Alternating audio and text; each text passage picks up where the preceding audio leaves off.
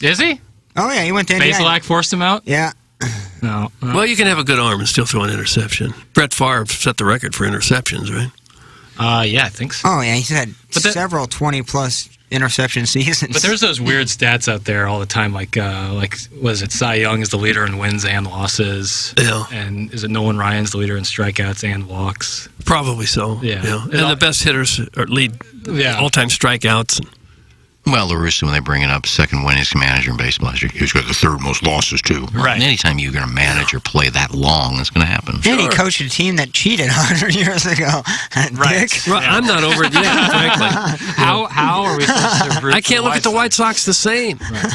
I hate Chicago, not because of the Cubs. Got to carry that Black Sox scandal with them all the way 100 years later. Until they move. Oh, man. This is the Appliance Discounters 8 o'clock hour. Coming up, we'll have Gabe DeArmond here in about, 5 minutes. I'll talk to him about Missouri's loss to Kentucky. And you know what I'm going to do since I'm run point? No. I'm going to ask a basketball question or two. And there's not going to be a soul is going to stop. What? The team tips off the season against the tough bunch from Southern Indiana. I bet Gabe would love to talk hoops. I bet he is dying for this hoop season to start so we can stop talking. I was texting him about it yesterday, and he was like, can we talk a little basketball? Does James come in?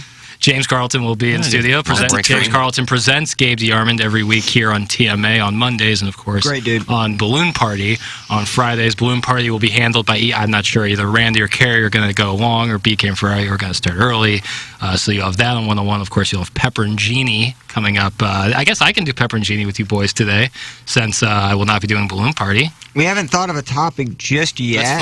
That's fine. I'm here and I'm ready for it. How about the biggest mistake of your life? You pitched that one before. I think we've done that. Yeah, we've done that before. We've done several oh no moments on P&G about our time as Wild the Youths, and I think we've hit that.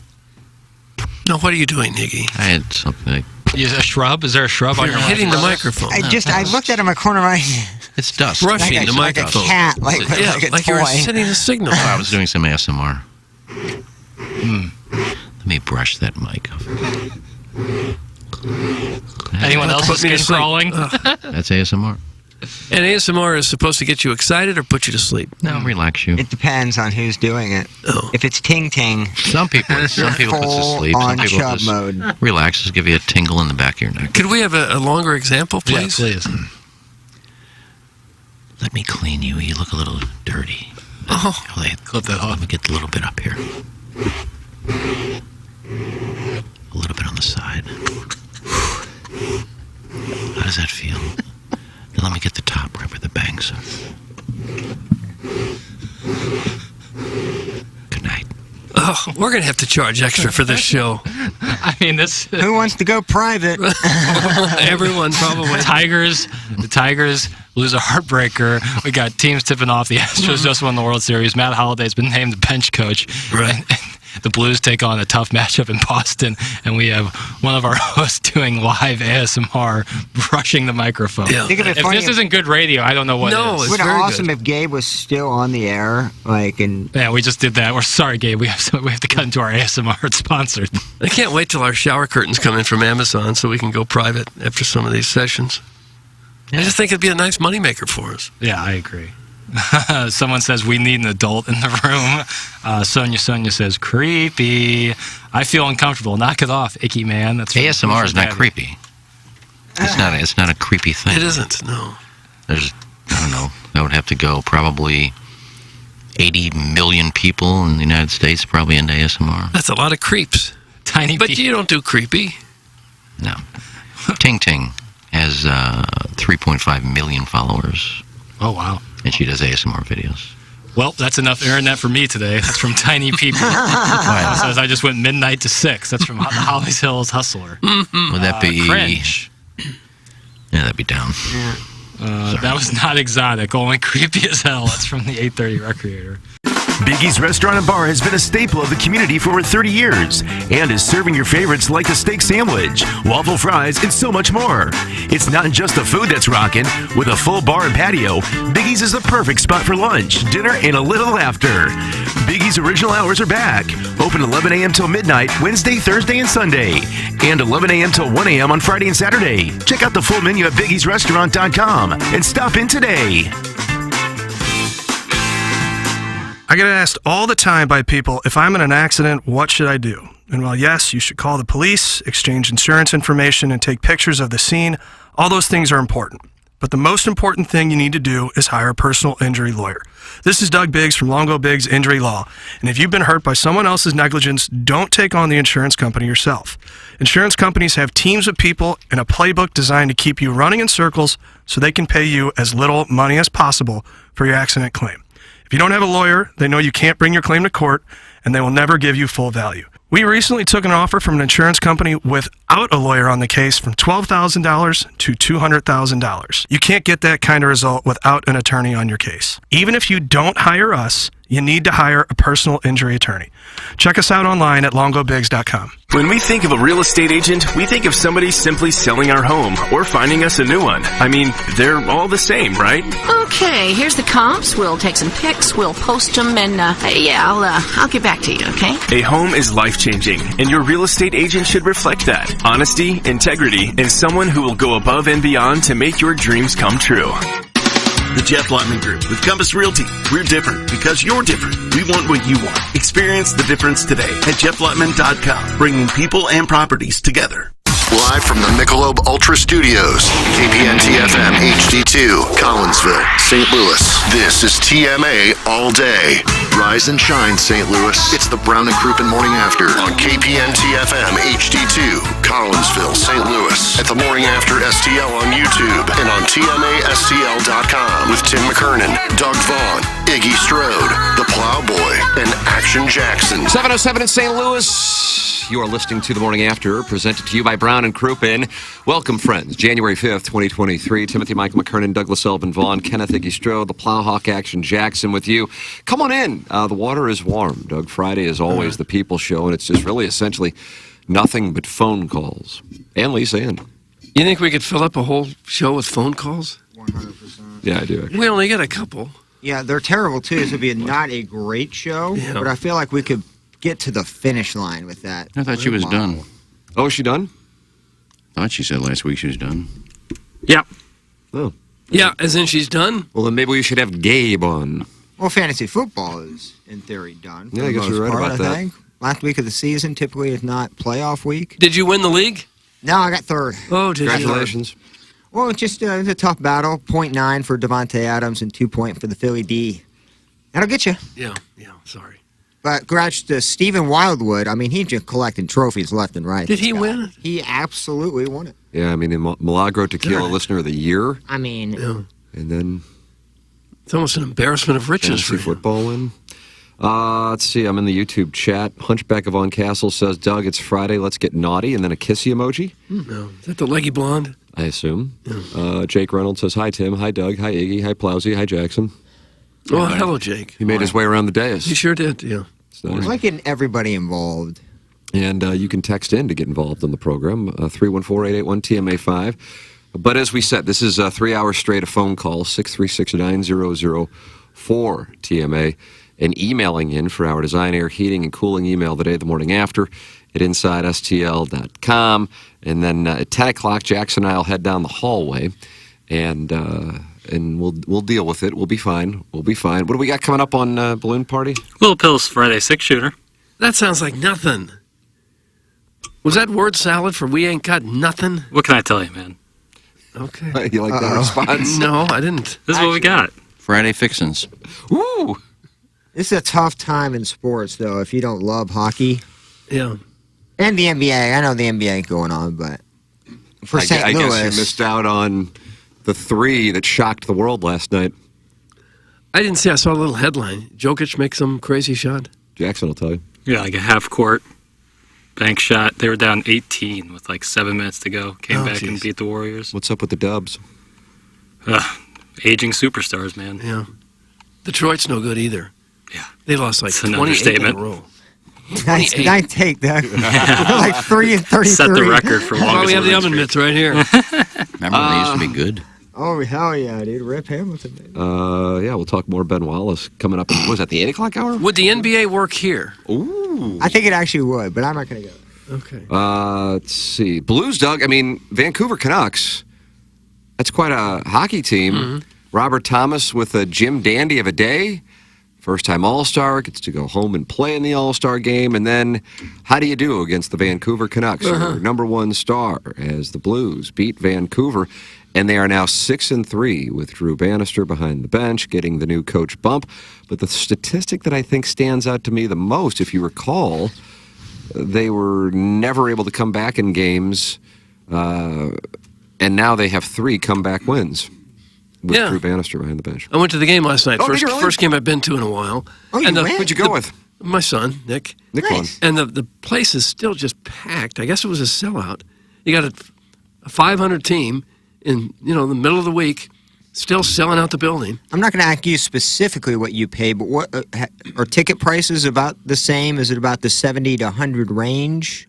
I don't go unless the tickets are free usually.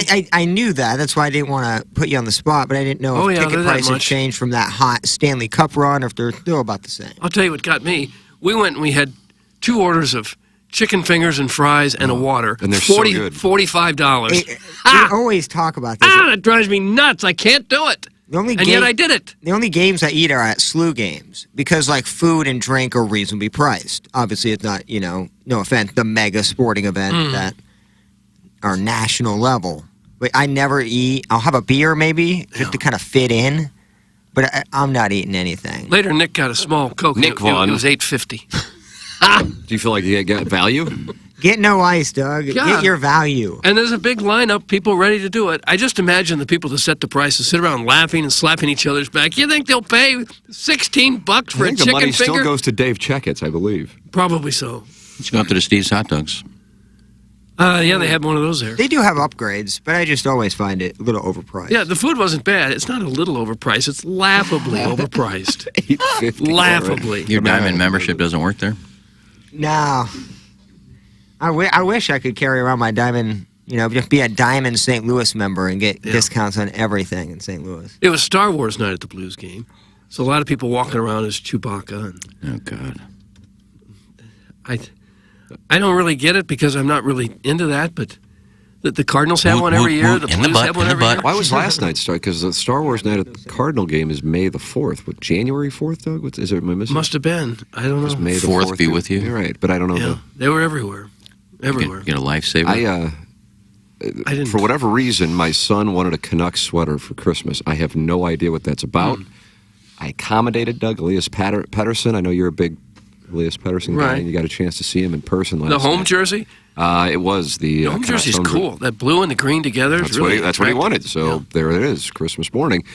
And then I knew they were in town, and I asked for Blues tickets here at the station. I think we have a decent amount. But I never ask for Friday or Saturday games because, if I'm taking a 6-year-old, don't need to waste them on those. And in a stunning development, they didn't have any tickets for the Canucks game.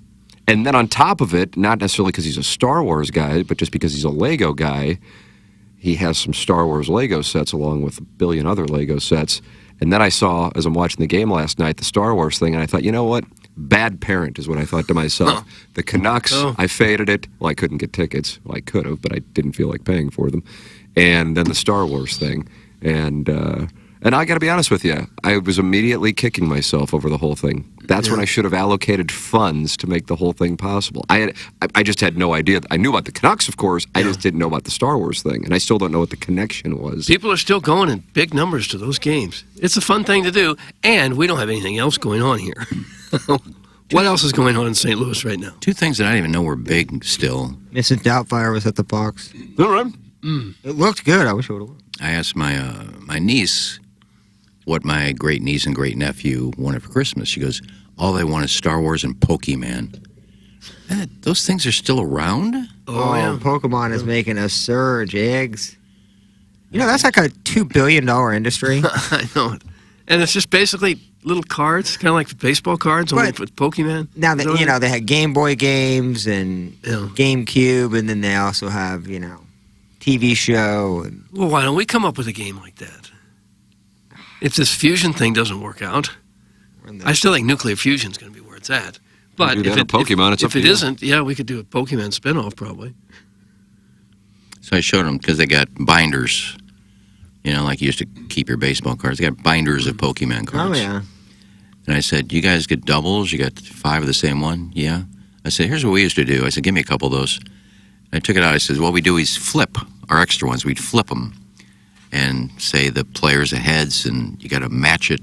She goes, that's stupid. I said, They want to lose them. how things we love to do are now stupid. We also used to clip baseball cards on the spokes of our bikes. I had a rookie Willie Mays card destroyed by the bicycle. Mickey Mantle card eaten up. That was a smart thing to do. Yeah, all I did was collect the Cardinals, and all the other ones were extras we trade and flip and things like that. Who knows what you had in there? Yeah. Well, you and I would be millionaires right now if we just saved our cards. I still had some of my cards, and I had them looked at a little while ago, and they said, they're worth a little, not a whole lot. Does your son like baseball cards or hockey cards, football cards? No. No? So I've got 6 boxes. I'm just trying Is to that get rid of. Yeah, I don't want them. Got another little. No, they're opened. The packs are open, but there's like 200 cards in each box, and there's, From like what years? I think it was 94. The 90s are when they're not worth much. Is that right? The market gets flooded the market. saturated, yeah. I didn't think for money. If somebody just likes collecting them, I got 6 boxes. If any listeners' kids out there want some, let me know. I'll leave them here for you. There's a huge Catholic conference in town, over 20,000 people. It's been busy downtown. Doug, that's from Chairman Stephen Wildwood, saw that. Milagro Tequila Listener of the Year 2023. They're estimating a $20 million impact to the area. So there Which you is go. nice, yeah. Things are going on. Have you ever? Yeah, you notice like in the summer, like maybe once a month, there's big packs of people, all with lanyards and maybe matching shirts. A conference of some kind. You wonder what the reaction was when they were told this year's conference is in downtown St. Louis. Pony. We're not going to go to Vegas. They were probably or a little. Orlando. They were probably a little concerned about the company's future. Well, I hope everything works out for them. Yeah, if you have a conference in the winter, wouldn't you go to a warm place? I would think so, yeah. Cash money. Yeah, it's probably very inexpensive here as opposed to the Sun-Belt cities. No, got to be with them. Oh. Spending time down there. Oh, they'll be fine. Oh, there's a lot to see. Yeah, the old cathedral's Well- down there. They'll get a kick out of that. Yeah. Here's Mike Francesa's reaction to the Jets signing Dalvin Cook, and then also Mike Francesa's reaction to when they released him. Take a listen. Yeah, I'd like to. Hit the lever, I Paul. have one friend. Okay, it's all in one. All right, I got you. Sorry. Go ahead and hit the lever. So when he moves into New York to take over a team, that's a big deal. It's a very big deal. Then you put him with a bunch of weapons.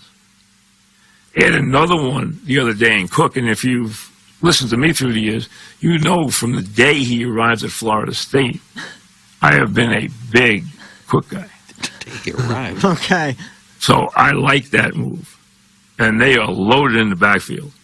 The other gift that's going to be one that will help somebody immeasurably is the Jets releasing Dalvin Cook. Now, Dalvin Cook going to the Jets tells you all you need to know about the Jets front office ineptitude.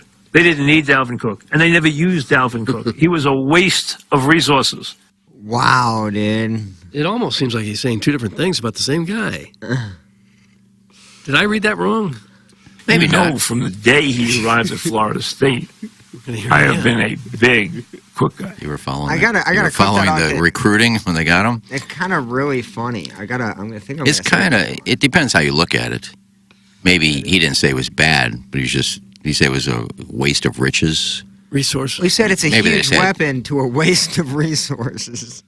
Well, maybe they weren't using him right, and they had already had a backfield of. I don't think he said he's terrible. Well, in so many words he did. First he said how great it is, what a big deal it is to get him. And then he said they didn't need him at all. God, that is good. Nice job, Jackson. Great clip. Boy, you're really on your game today, trashing Jackson. Jackson. Way to go, Burke. Fingers Burke. Funhouse did it for me, baby. Right. I wasn't trashing Jackson's picking of it. I would say it depends how you look at it. No, I agree. I wasn't trying to do that at all, man. It certainly wasn't the most egregious of his flip-flops in years. I just noticed how grizzled he sounds now. Oh, Is that recent? Nice clip, Pale. Yeah, I think. What's up? Well, they released Alvin Cook yesterday. No, I don't follow that. 2 days ago. I'm not Mike Greenberg. I don't follow the Jets. The Stan Lee one is still the best God, I thing couldn't agree he with has you more. ever done. And I know it's hard to judge in a Tiki Barber. I mean, No, the Stan Lee thing is phenomenal. That was the the collar, anniversary like you of couldn't that. actually believe it. Jesus. Now that you bring it up, I need to hear it. Is that at your disposal? Oh, I can find Well, I'll tell the people about Munganess, the sponsor of the 7 o'clock hour, while the Plowhawk looks it up. That Jamie Burkhardt texted me and Jackson this morning, matter of fact, thanking Jackson for making sure the DFS contest started up in 2024. Oh, great. And it did. Iggy, how's your team looking after one day on Maui?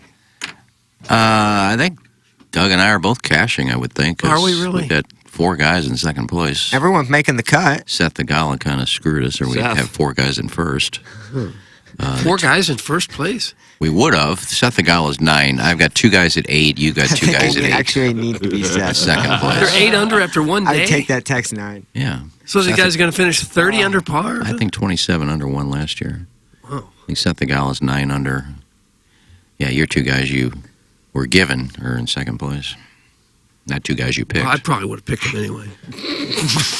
Well, Munganess makes it possible. StLouisAcura.com and AltonToyota.com. The great Jamie Burkhardt, Clayton Patterson, Peter Munganess, Ryan Seiberg in the service department. Even if you did get your car from Munganess, get it serviced at Munganess.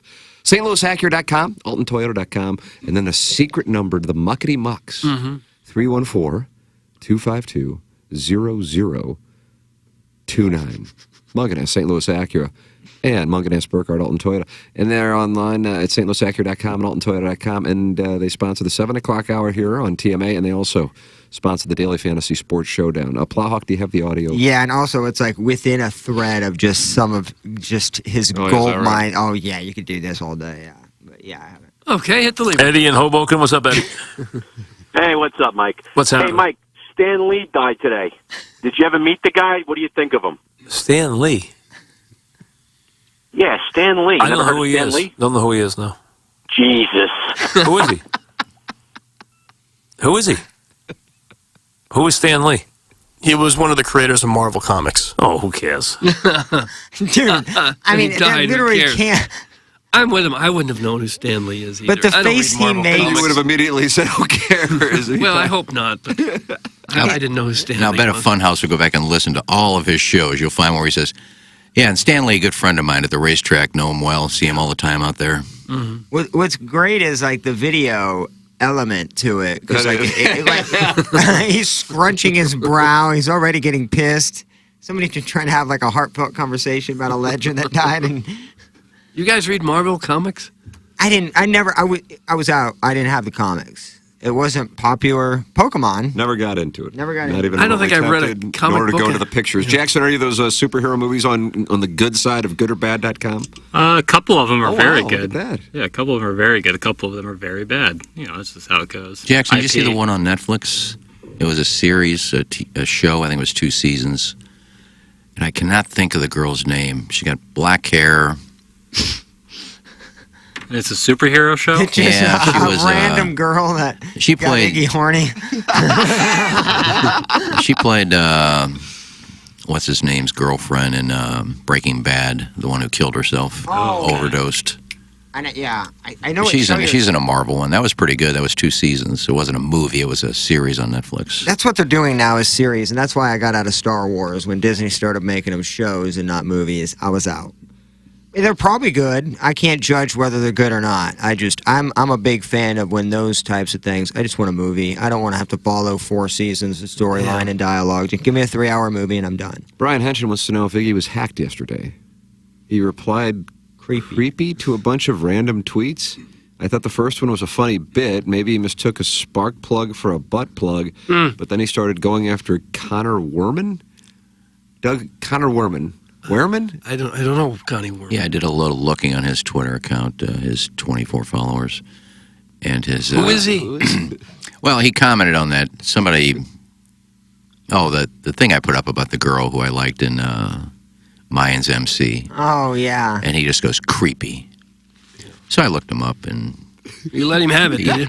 He's got like 100. He's got like 100. He's got like 100 posts with no comments. So I'll be honest. I just assumed you were hacked when I saw the second one. I'm like, oh yeah. I was like, what?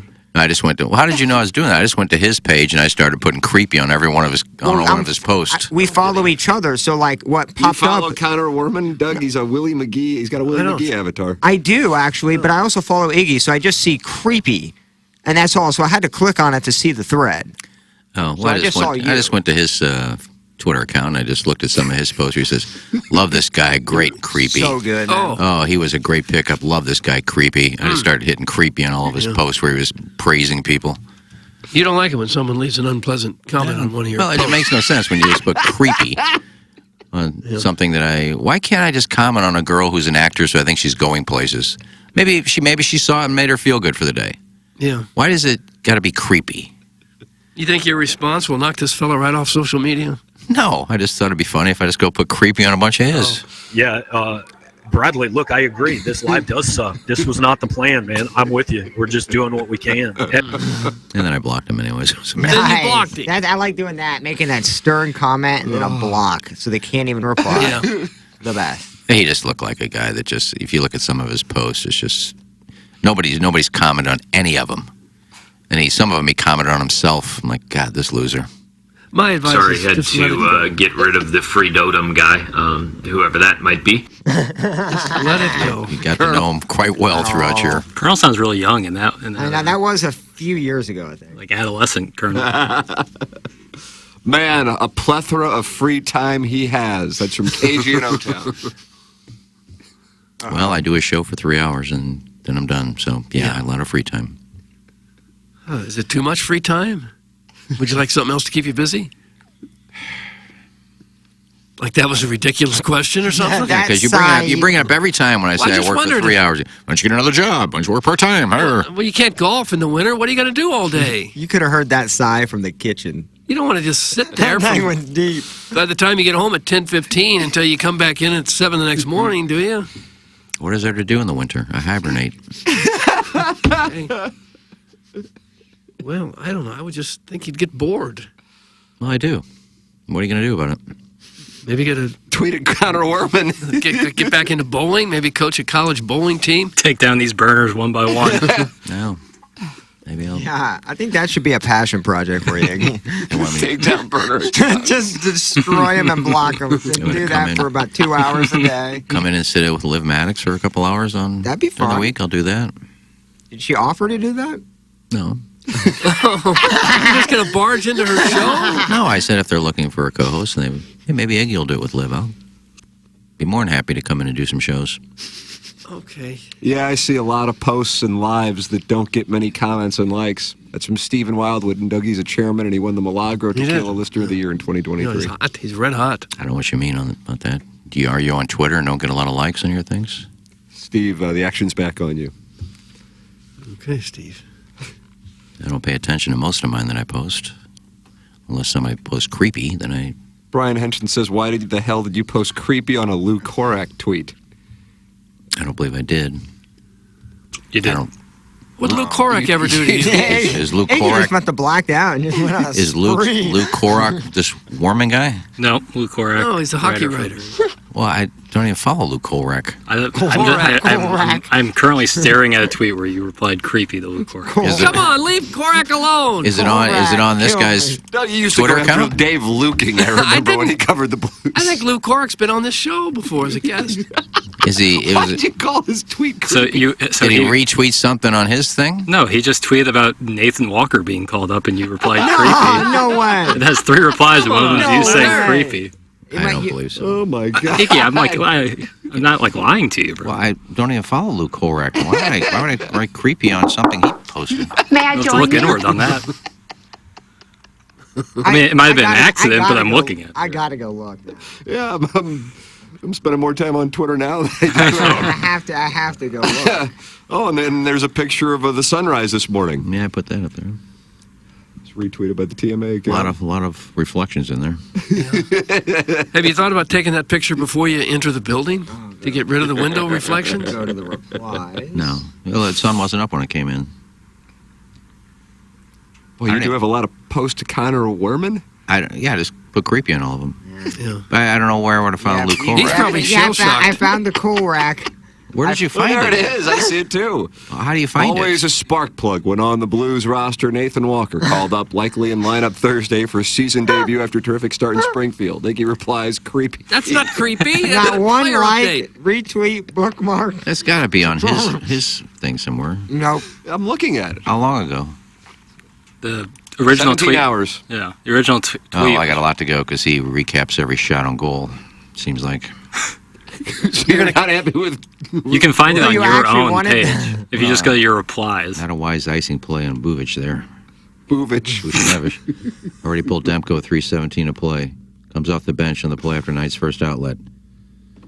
Missed shot on net. Oh my God. Well, it's kind of his job. So now we're What, to post every shot on Well, goal? he's a hockey scribe. See, on New Year's Eve, you were arguing with Bob Roberts, 540-28773. I think we may have touched on that because he wasn't happy that you weren't happy that Brady Cook got the offensive MVP for the Cotton Bowl. Yeah, well, is that the guy that said, got to be negative of everything? He said hard to find a negative from that win, though. Nicely done, Bob Roberts. 540-28773 is his Twitter handle, Doug. Yeah, that's a response to me. He won't know what hit him. He and his 7 followers. drill them. I can't find him anywhere. Excuse me, I'm putting out a cigarette here. Yeah, you need to sometimes. The Luke Korak thing is probably one of the funniest things that's happened. How does that happen? I wonder how have that no happened. clue. I don't Do you follow think you've been hacked? I don't think so. My guess is, and I've done this, and almost have sent it, is to where I'll see something that I want to respond to, but somehow my thumb will like scroll up just a little bit. Click and on the I'll- post in front so or I'll click on behind the it, post yeah. or front or behind it. Mhm. So you may have seen a situation to where Connor Werman took a nice jab at you, but then Luke Korak just at that time tweeted, Yeah. and it came right there. Mm-hmm. It has happened, Iggy, I promise. Like, I've I done don't that. see it. It's one where it says, Rana recalled. Lexanaroff assigned to Springfield. Justin Falk placed on injury reserve. That one? No, Iggy, just go to your Go to own your profile and then hit replies. Yeah. Thanks, Block. Yeah. Oh, sorry, I didn't know where. Yeah. Sorry. No, I'm not. I was legitimately saying thank you, brother. So yeah, so like the profile, and then like you'll see tweets, media, replies. Just click replies, and then scroll through that. And after the 5th or 6th creepy, I think that's when Luke Korak pops up. See, I don't see Luke. God, I wish I would have been more active on Twitter. I would have said something about that. It's great. And nobody said anything. There's no no comments or no interaction. Like I figured Luke Korak would get in there. And be Well, it's like, such a "What?" volatile situation. No one else wants anything to do with it. Yeah. Got to put them in their place. Yeah. I saw it yesterday. I legitimately thought you got hacked. I just deleted it. You should have just. I bet Korak You has should have let feelings that hurt. one swim for a little bit longer. No, I don't want Luke Korak to think. I don't even, he doesn't know who I am, but Well, maybe you ought to drop him a DM and say, apologize for my comment. It wasn't meant for you. Would that be too much work? I've already deleted it now. So don't, Yeah, I'm sure he yeah. didn't see it anyway, so who cares? Oh, I don't know. I don't know why I would have replied to him. I really don't. I don't follow Luke Korak. Policy just explained to you how it happens. You, Yeah, think you're hitting Connor Warman's, but instead your thumb goes half an inch above or below it, and you're actually replying to the other.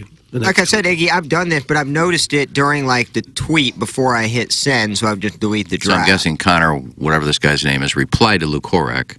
Yeah, And I then just you saw were- his reply, thinking it was a post, and I put creepy, but it went on Luke Korak's thing. That's actually probably more realistic. Yeah. I mean, Guys, it's a not childish too thing to late do. to let Ken get Ken over to McKnight and 170 for chocolate pudding hour. Date's worth them. Some Carlos Spicy Wiener. Spicy Wiener, you want Henson these says he cards? saved the tweet. Oh, he good did. for you. By the way, Spicy Wiener, you want these cards for your kids? Somebody said you may want them, so if you do let Look, me now know. we're like doing the trading post Yeah. thing.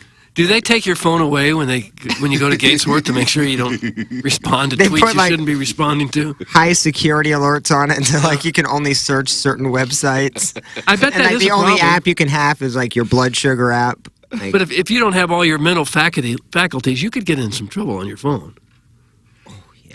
If you're in look at Gatesworth, Twitter. and I doubt you know how to use Twitter. I think for that saved tweet for Henshin, have you seen the all white T-shirts with like a tweet exchange is like the shirt. No. That would be a really good one to just, if Lou Korat could sign off on that. Right. Just have that tweet on a t-shirt. Creep. Look, it was kind of childish to put creepy on all this guy's posts, but I had nothing to do yesterday. And I said, it's just a stupid comment to say creepy on something I was being nice about. People find creepy in me no matter what I do. Yeah. Do something nice for Learn, creep. Well, Learn got mentioned at 7:36. Live about 10 minutes before that. Try to be nice to a girl who said she was lonely, creep. Text me and I'll talk dirty to you. Tweeted a girl who I maybe made her day by saying, "Oh, this guy thinks I'm a good actress." Creep. Mm. Well, this guy's huge. And he did anal. No. Creep. I don't know where that was creepy. That was creepy. That pause. I think it's the pause. That. I think people believe if you're older and you're making contact with younger women, you're creepy. That's probably it. But I wasn't making contact with her. I was just commenting on how I thought she was really good in the show. And because she's from Latin America, she probably doesn't get a lot of play in the States, but if she would, she speaks perfect English. But I think she still lives in the Dominican Republic. So if she was in Los Angeles and had a good agent, she'd probably be doing mainstream stuff here. What show was this? You know a lot about that broad. What show are we talking about? Mayans MC. Mayans MC. Yeah, her dad got killed last night. In the show? Spoiler alert, yeah. But I know your first orgasm was to the dude you were going to let take your virginity was reading Penthouse letters. Creepy or not creepy? Not creepy. That's creepy. I was talking to Maitland Ward, and that was... she liked it, actually, because it was a callback that Maitland appreciated. Just to do the interview's creepy. But I thought that was really funny from it. That was a Pepper and Genie exclusive. That was, and it was actually a really good interview. Check it out. I think you could still podcast it. I'm putting a question mark next to that. I'm not sure. 100%. Okay. I forgot to land that up for me. Wasn't that your guy Brian? Because I remember that was a whole point of consternation. Yeah, it might have been gross. It was like 3 months late, and people were questioning if this was good. That's right. That and the Matty Dreads interview. Yeah, that one also. Well, it takes a long time to line up these stars. How can it take a long time? What else are they doing? A couple of times. Waking up. Iggy was like, "Do you want to do it at like 1 or 2?" And I'm like, no. We're like, no. So it had to be at like 10:30 right after the show. Like sometimes the texts come in, I don't know what they're in reference to. This one's from Mr. 63011. He has a very fast golf cart. Yes, he does. I remember when that. we played Chris You Nagel. got the governor off that thing. And he just wrote, "Nice story, dork." Oh. But I don't know. I mean, we all tell stories, and some of them are nice. Could have been any of us. Could have been any of us taking shrapnel here. Hey, guys, allow me to preface this by saying I love Ken, but remember when he did the ASMR Taylor interview? That was peak creep. Jim Brian Hench can get ready for things with the Texans tomorrow night. Colts, Texans Saturday special. Oh, yeah. He'll be busy covering that one. South. Well, people thought it was creepy. I didn't think it was creepy, and I texted her. She didn't think it was creepy. She thought it was funny. Is there anything you do consider creepy? Good question. I don't know. I have to think about it. Mater Day, classic. Also yesterday, you have nothing to do every day. Steve Wildwood, Milagro Tequila Listener of the Year 2023. I got to sit around and drink like you. Well, he's made a lot of money. He's been very successful. Well, so what? Well, so he's kind of earned the ability to sit around and relax now. No, because I don't make a lot of money, I can't sit around and just watch TV. Well, there wasn't a producer in the city that could touch me. It's not very productive. He's already had his productive years. Oh, good for him. Okay. Look, I've never had a really great work ethic. I just want you to be happy. I am happy. Okay. Just leave me alone. That's what we want. We want you to be happy. Maybe Mark Hanna can make us all happy. I think he could because he's a life Sherpa. Yeah. Jackson, tell the people. He's a life Sherpa. Simple as that. You want to be happy. You want to start off the new year right. You have a conversation with Mark Hanna. You start letting someone who knows what they're doing and wants to help you out handle your situation for your financial future. That's what he does. He makes a custom plan for you. He learns about you as an individual, and then he builds out a custom plan, not for someone who's a similar age range, or maybe similar salary. No. He finds out about you. And then if you have to make an adjustment down the road, because we all know that life has plenty of variables, you can get on the phone with him and talk with Mark Hanna. The communication, the way that he communicates with his clients is what makes him so incredible. On top of his plethora of financial wisdom. That's why I love working with Mark Hanna, and that's why you'll love working with Mark Hanna as well. Well, his number's 314-889-0503, or go online at evergreenstl.com to work with Mark Hanna of Evergreen Wealth Strategies. He presents Jeremy Rutherford every Wednesday here on TMA. James Carlton presents the Colonel Gabriel P. DeArmond of PowerMizzou.com, and he is my insurance agent. He is the Plowhawks insurance agent. Say, friends, why doesn't he become your insurance agent? You want to work with the best? Work with James Carlton. 349 5-star reviews to take great care of you and your family. Go online at carltoninsurance.net or type James' name and Google search engine. You'll see the 349 5-star reviews and why many people, including myself and the Plowhawk, rave about James Carlton.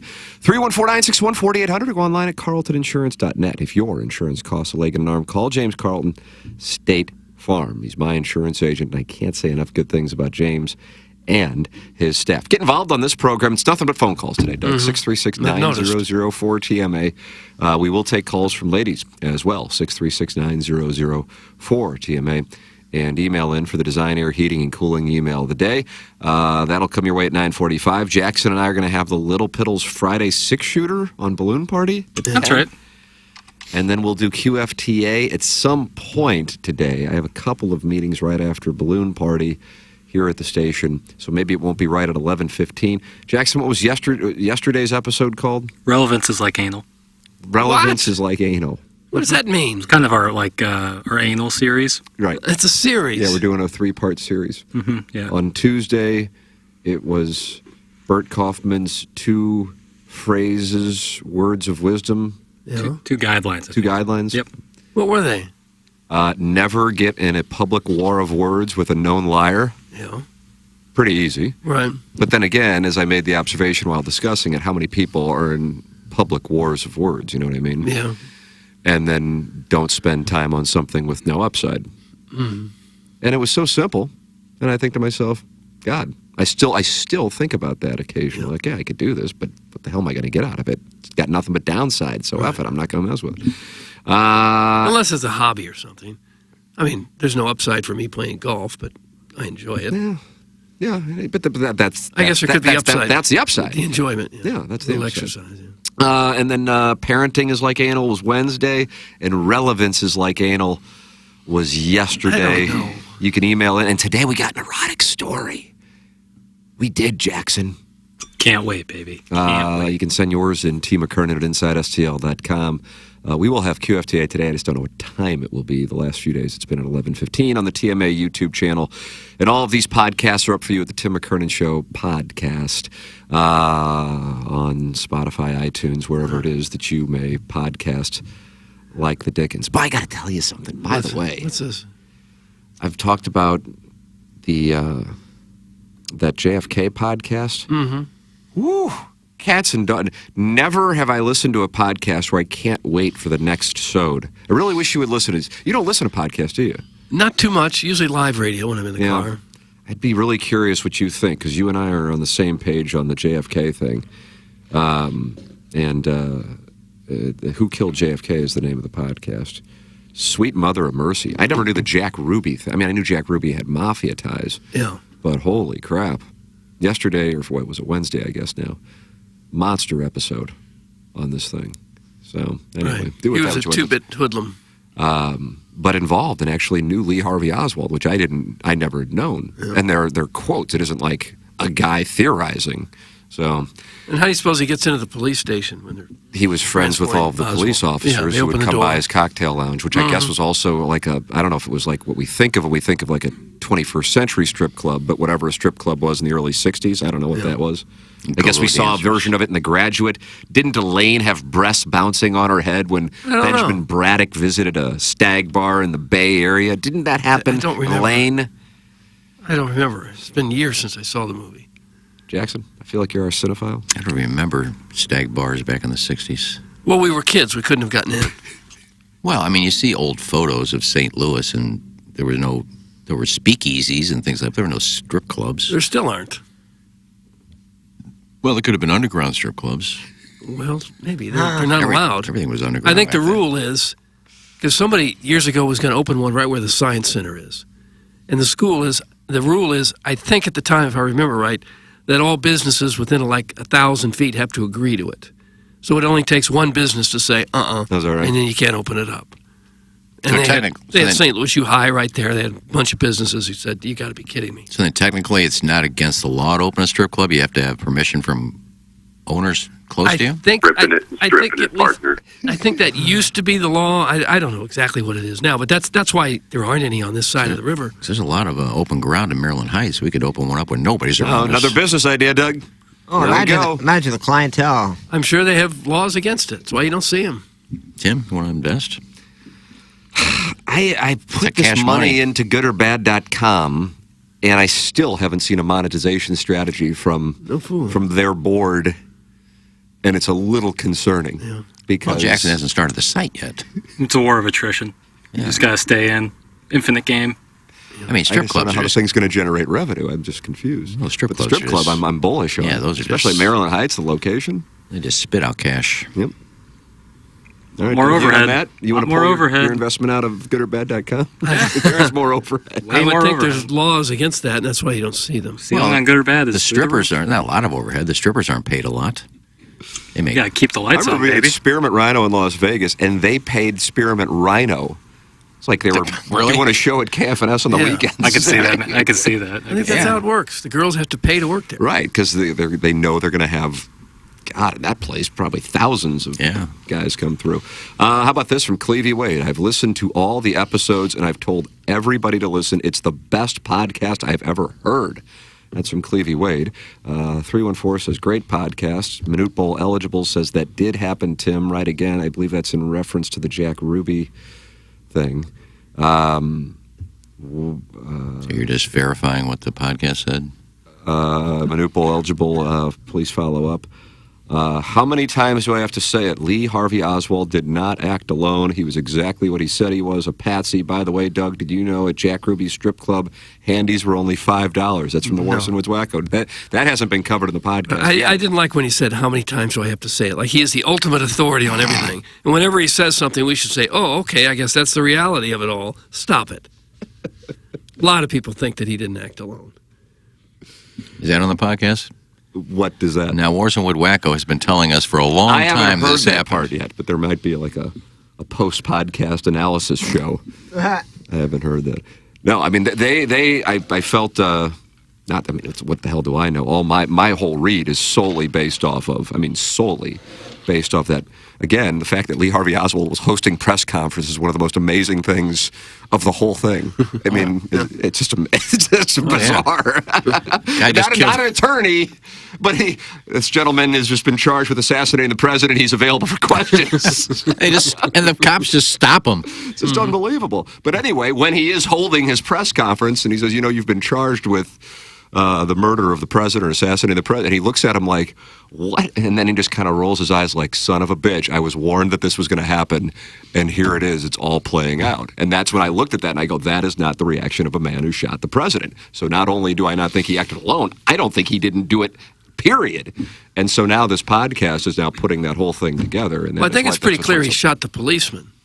That is certainly discussed, but not from a position of certainty. The J.D. Tippett you're talking about. Yeah, on the way to the movie theater. Because I always wondered, why was he on the run if he didn't do it? But that's the thing. He had been warned that he was being put out there as the guy. They had built the whole thing up. And that the mayor of Dallas was, as it turns out, a CIA guy. And that wasn't revealed until 45. And he set up the route through Dealey Plaza. So that was all, holy crap, it's unbelievable. I wouldn't doubt that he took a shot and started running, but wasn't alone. Yeah, he was the guy. I don't think they could put him on the scene. They could match up a rifle with him, and so it looked like that he did it.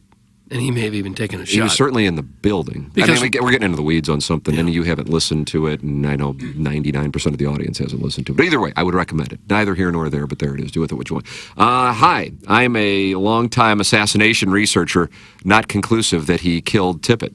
That's from the 2 and 5. Doug, we have assassination researchers in the audience, along with cardiologists, attorneys, and accountants. There was one bullet that missed the car and took out a piece of the bridge forward of where the car was going, so there was at least one shot came from behind, and I would think that was probably Oswald who took that shot. Maybe took one of them. Whether he fired the kill shot that made his head go back into the left, that's doubtful. That probably came from the. And if you would have the time to listen to it, I'm not saying, hey, you got to listen to this, of course. I mean, do what you want to do, but I think then. Really essentially why I find the podcast so interesting is because when I watched that thing on National Geographic, which by the way is not like The Godfather or something where you have to see it. It wasn't like this, oh my God. I just didn't recall when I was younger, probably when I had last seen that clip, when Oswald was asked about being charged with the murder of President Kennedy and his reaction, and I saw that involuntary reaction, and he's like, it wasn't like defense, it was like, you got to be kidding me. That's what it was, and that's a natural reaction. You can't train that unless you're operating on some kind of like extraterrestrial intellect. And so I go, okay, this guy, I don't think he even shot. I don't think he did it. So then I wanted to. That's why I started researching it. And I'm going, but then if that's the case, then why was he in the book depository? And so as it turns out, per multiple people who have now researched this, is he was exactly what he said he was. He was a patsy, and they had set him up as the guy to be there, even though he was not on the 6th floor. And now they have the research. He did work there, absolutely. So it was set up because they could use him because they knew he did indeed spend time in the Soviet Union, and so they could say he was a communist. And didn't he say in the... And then the most recent episode, he got thrown out of Ruby's bar because he got in a fight with a guy for calling a guy communist. So he actually wasn't a communist. But it doesn't... And he came back from the Soviet Union with no red tape or anything. They just let him back into the country. And then there's a quote from former French President Charles de Gaulle, who has some ties with St. Louis. Did you know that? I feel like we've talked about that for some reason. Maybe we didn't. Or maybe it was Mitterrand, either way. But nonetheless, he said, I know how this is exactly going to play out, and it indeed played out that way, because you couldn't have it revealed that the CIA was involved with the thing, because that would cause anarchy. So you have to have it go away. But yes, the Warren Commission, even though Jack Ruby said, if you get me out of Dallas, because he knew he'd be killed, if you get me out of Dallas, I will tell you everything in Washington, D.C., and yet they never did. And he died suddenly of, I believe, sudden illness in 1966 in jail, if I'm not mistaken. So anyway, do with it what you want. I'm talking about something that I know most people haven't listened to, so this is what I would call bad broadcasting on my part. But a lot of it is on that National Geographic thing, too, which I watched. Didn't he... Not the detail of this. Okay. I'd be really curious if you listened to this, what you thought. But because it's based on quotes. It's not like a guy. Yeah. Some of it is actually the audio of the people. And a lot of the National Geographic, I'd seen a lot of it. But some of it I hadn't seen, some of the interviews and stuff. But didn't he say when they had the press conference, so to speak, where he said, you've been charged with killing the president? He goes, they never charged me with that. They didn't even mention that. Right. That's correct. So that was kind of weird that they got him in there for that, but they didn't even tell him that's what you're being charged for. I mean, you can see how he's obviously been beaten. That's another thing. Hey, Tim, what's Jack Ruby's real name? Is it Jack Rubenstein, if I'm not mistaken? Jack Rubenstein. Right. Doug, if you really want to be creeped out, do some research on David Ferry. Assassination aside, that guy's life makes Iggy look like a monk. Yeah. That's from the Orson Woods Wacko. Is David Ferry the guy Joe Pesci played? Yeah. From in New Orleans. He had the New Orleans connection, right? And he wore a toupee and was dipped in gold? Gold. Tommy Lee Jones was dipped in gold, but David Ferry had a toupee. Yeah, they were dressed as dangerous liaisons or something. Wasn't Kevin Bacon dipped in gold? Tommy Lee Jones was the one dipped in gold, and they did nipple twists. Hot. Okay. Super hot. Really hot.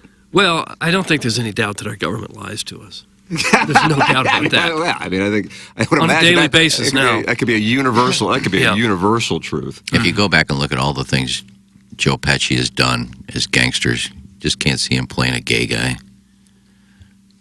Doug, you remember Cal Kennedy as the John Wooden of CYC? Well, he's the guy who makes the banners before they play the tournaments, right? That's a have fun with your defense counsel. Cal says, it's tremendous with regard to the podcast. I took a class at St. Louis University on this, and this goes way deeper. So anyway, I don't know why. I mean, I, of course, was aware of, like, the film JFK, but this... I think the reason why it's become more in the forefront is because when I do sound story interviews, most of the people we interview were around and were, at the very least, in their teens, if not 20s or 30s, and we discuss November 22nd, 1963, and they, immediately recall where they were, and they also talk about how their mindset, many of them, not all of them, changed on the way they viewed, the U.S., the world, because of that one moment. And then you see how distinctly the 1960s changed from New Year's Eve, 1959, to New Year's Eve, 1969. And, of course, Vietnam played a role in that. Civil rights played a role in that. But you had a number of assassinations in a 5-year span. Anyway, do with that what you want. We'll get back to talking about Lou Korak's Twitter feed here in a moment.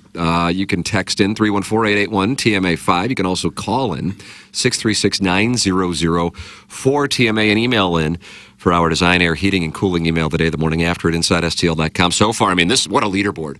Buck Swope, Brian Henshin, and Kevin Miller, all with wins. And by the way, Brian Henshin's a bowl executive.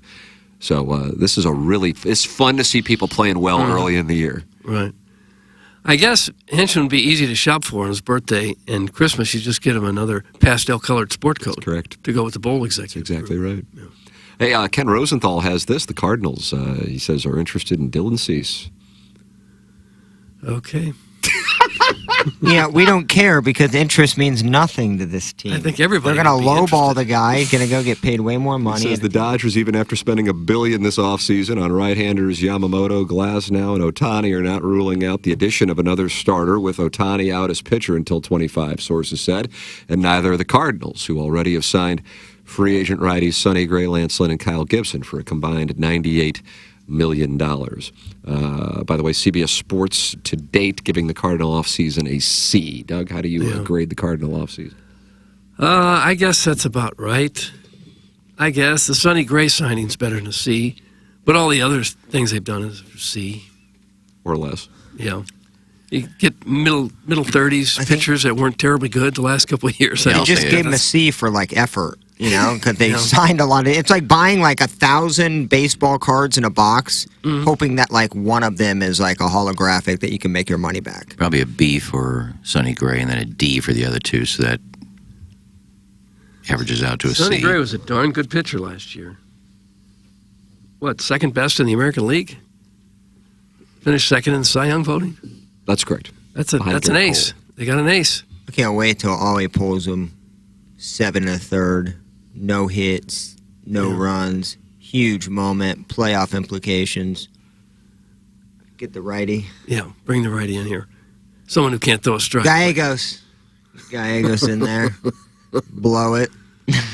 Doug, David Ferry kept the pubes from his conquests. That's from our assassination researcher. Oh. Is that right? You'd have to pull them out? Can you imagine having just a huge catalog binder of individual pubes that you've collected along the way? Oh. Would you find it tough to maintain erection while a gentleman wearing a toupee began to pluck your pubic hair? I would have to politely ask him, could we do it after? I think that would be the last of your worries. If you're with a gentleman in the first part and he's plucking your undercarriage. Yeah, we had a shady motel right alongside the highway. Stratton kind of style. I don't care about your hairpiece. Get your hands out of my taint. What do you do if somebody shaved? Like me. I don't think anybody did back in the 60s, but... I guess you need to get a pit hair. If you look at porn, nobody was shaving in the 60s. Think about that, Doug. Okay. And in Playboy. Oh, yeah, Playboy. I remember finding my dad's stash. I don't think they showed pubes in the 60s. I remember the first time they showed full frontal in Playboy. That'd be a good podcast. I don't know. I think we need to stop listening to the JFK one and really hammer in on this pube one. Do a 10-parter on that. Oh, this Pepper and Genie should be back. I'm telling you, so much material right now. We could do episodes, Iggy, and leave the audience wanting more, similar to a podcast style, to where, we leave a couple of cliffhangers out there. Yeah, some of your conquests. Once a week. Can we get Plowboy to defend his Billy Joel and Sting at Busch Stadium take from yesterday? It's from Madison Hedgecock. What was your take? You've got a... Are we at the point where... I don't recall talking about because I didn't know that they were playing until after we did the show yesterday. Yeah, are we at the point where we have to defend a tweet that's, like, opinionated?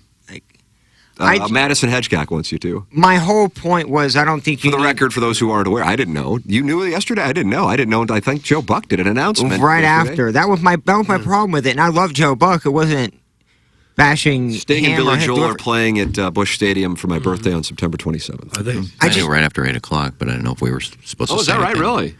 So the announcement was at 8 o'clock, and we just didn't. I thought it was later than that. No, It was like 10:30 or 11. KC announced it. Really? I had heard, but KC's going to announce it. I'm not going to say Well, they anything. may have had it as a sponsor or something. They probably knew. Oh, I'm sure they did. My whole tweet was just, do you need, like, all the... they made Cardinal jerseys for them, and they had this big presentation, and there's this secret announcement at Busch Stadium. I know they said regarding a concert, but, like, I just always look at, like, the optics of things. Your team just lost 90 games. You signed 2 36-year-olds and a 34-year-old. You haven't addressed any of the bullpen issues. And, like, this is, like, kind of what you're, quote-unquote, giving the fan base. I don't know. I just thought the announcement was just how they did it. I like Billy Joel. I mean, I'm not bashing the two acts. They are very popular. I mean, it kind of goes with the theme of the offseason. You sign grandpas in the starting rotation. You got grandpas in the sidelines, sitting on the lawn chairs watching Billy Joel. It's more of a Live Nation thing than a Cardinal thing. I mean, they're going to Busch Stadium, but I don't think the Cardinals are the ones that say, hey, let's bring these two in. Iggy, I'm sorry. Iggy, I agree with you. My whole point of the tweet was just the optics of it and having the big parade around that. Marketing. I get that, but I just don't think it's... I can still tweet about it and how I think kind of... Well, sure you can. Yeah, I'm kind of with you there as far as, love Joe Buck. But let's have a major announcement. Have Joe Buck come in and hold up the jerseys of Sting and Billy Joel. And like They're great guys, but they're like 80. I would understand like a Taylor Swift or like somebody super current right now with this mega global following. And I'm not saying these guys don't, but to a way lesser extent than a person like that. And I wouldn't even like that concert, but I think that warrants a big reveal. Well, Sting is 72, Billy Joel 74. Kids. How fast do they throw it? Close to 80. It does not mention in the Wikipedia. We do need a couple in the bullpen. They're both very good, though. I mean, Billy Joel. Billy Joel's wrapped up his Madison Square Garden residence. Yeah, he can still sing. I wish they'd have done it last summer when he was touring with Stevie Nicks. I saw him with Elton John at Enterprise Center. Was that 2009? I don't know the years, Tim. Yeah, I'd rather seen Stevie with Billy Joel, but... Creepy. Yeah, that's creepy. But I'm with Blasey. I don't think you need a huge announcement to say. But, I mean, they're still big stars and... They'll sell out. I get it. I'm, again, not bashing Billy Joel or anything like that, or Sting, certainly. What else they got going on right now? It's a slow time for them. They got a big concert. They want to market it, get some attention for it, sell some tickets early. It's hard to get excited about like $400 ticket that you're definitely not going to get at Busch Stadium. I mean, that to me is like, you're hitting to a very small percentage of the population. Yeah, but they'll come from all over the Midwest to go to that. Yeah, potentially if you get tickets. And once Casey announces it, and Live Nation did, and starts putting it all over social media, I mean, it's going to sell. Oh, it'll sell out. Yeah, it'll sell out so fast. I mean, good. I mean, he's still a huge act. He's still a huge draw. He's one of the few guys that can still sing at his age without putting the high notes. You put the microphone out in the crowd, and you sing it. I can't. He's still an entertainer. I remember when he was coming like to KC when his first album came out and was actually gotten, I think, a VW bus and was driving around the country, stopping at places, asking if they'd play his music. Mm-hmm. I'm surprised they still have the determination to want to at that age and all the money they've made. I guess that's what they love to do, clearly. Yeah, it's just like baseball players when they're athletes, when they retire, they got to find something else to excel in. But those guys are in their 30s. These guys are in their mid-70s. Yeah, but he can still play the piano. He can still sing. Why not do it? So I guess the long story of this, yes, I'm going to defend my tweet. I don't think it was that big of a deal. At the time, I didn't think much of it when I sent it. Yeah. I wasn't, like, destroying anybody's character. I just said the team lost 90 games. But this is unrelated to that. I get it, but it's still like a Cardinal announcement. The St. Louis Cardinals. Is this the tweet? Is the Busch Stadium concert tour sponsored by the Gatesworth? Is that what he's talking? That was after. Shortly after. I said right below. Middle of the offseason, trying to get the team better after losing 90 games, and they have a special live announcement for a concert with dudes who were popular before the invention of the internet. Not sure this organization knows the definition of optics. But again, like, it's funny. Like, I can't believe you read that and go, man, Billy Joel can still play. It's like, well, I didn't say that neither one can play. It'll be a good concert and it'll sell out. And I'm with Doug. There's not much to do around here anyway, so, like, that's a huge draw. Well, they had to make up for it. But they made jerseys, and, like, I love Joe Buck, but, like, they flew him out here to present him. He lives here. Well, you just never know. He just always has a busy schedule. You just never know if he was local at the time. Well, they had to make up for the one they've already booked with Def Leppard. Did they make it out there? They were playing Bush, too. Who are the oldest acts still touring? Stones, probably. I was looking to try to find their ages, but it's not coming. Richards just turned 80. He just turned 80. I think Mick's at 79 or 80. And no one's yelling Gatesworth him to him. Well, he can still bounce around the stage and sing. 80, man. That's rocking it. Guys, Billy helicopters from his massive compound on Long Island to the Garden every month and rakes. There's a lot of gay sex at the shows. Oh, come on. Speaking of gay sex, the Worson Woods wacko brought up docking yesterday. Is that going wean to wean with one being uncut? That's classic. It's from the Recovering Alcoholic in Belleville and Webster Grove. And the uncut one wraps around the other mushroom head. What?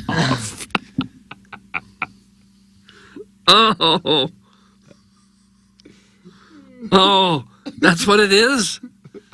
That's what it is? Worson Woods wacko, call in. Todd Reesing's not happy. I don't know with what, though. That's the thing. Some of these these texts, they're kind of evergreen. They wrote in hilarious and then eye roll emoji. You'll have to let us know what you're talking about. They text in and just say, I'm unhappy?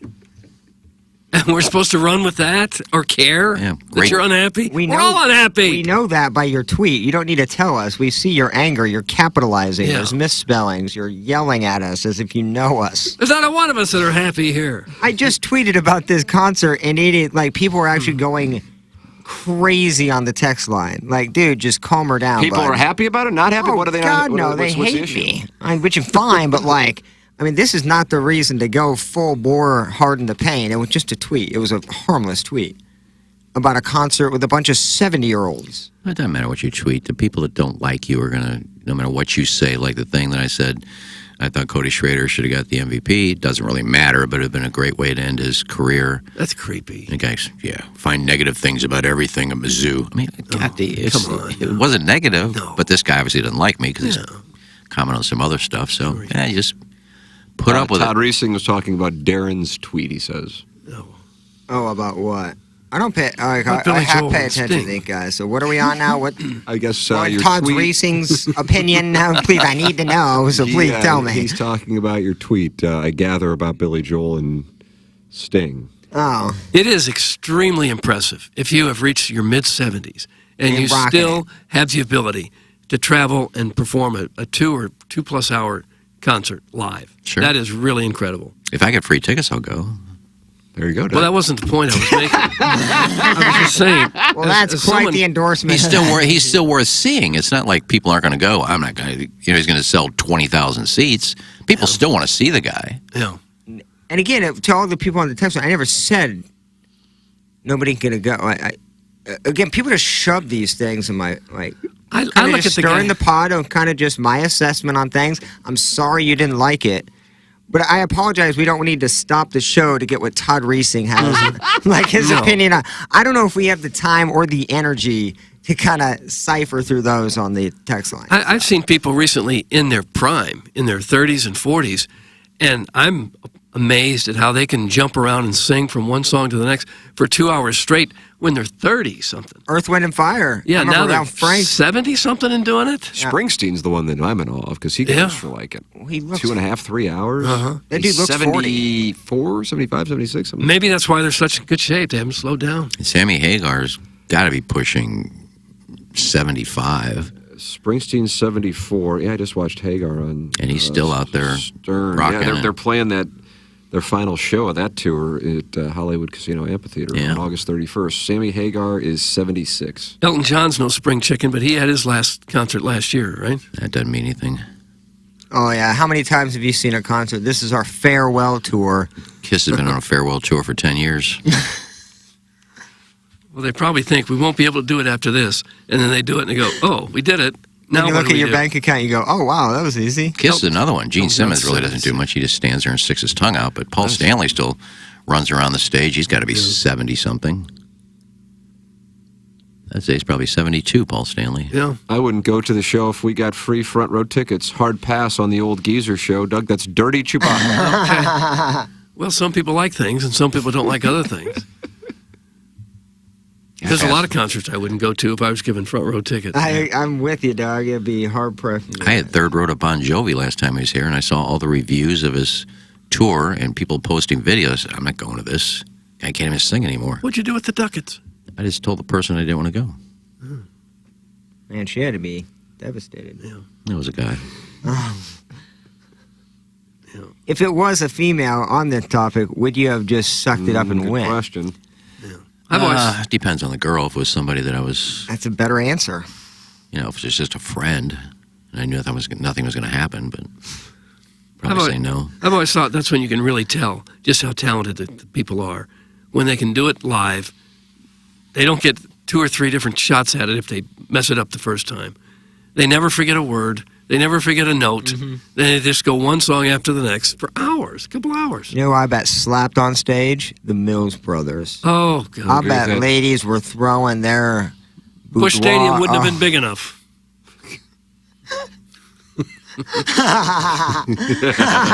I'm sorry, that's just a late reaction. And I think Stevie Nicks going back out on tour in 2024. Okay, that's creepy. No, she's got to be 75. Is she that old? 74, 75, at least. Yeah. But I will say, I think she was here right before the pandemic. I saw her, and she played Family Arena. I think it was 2019, might have been 2018.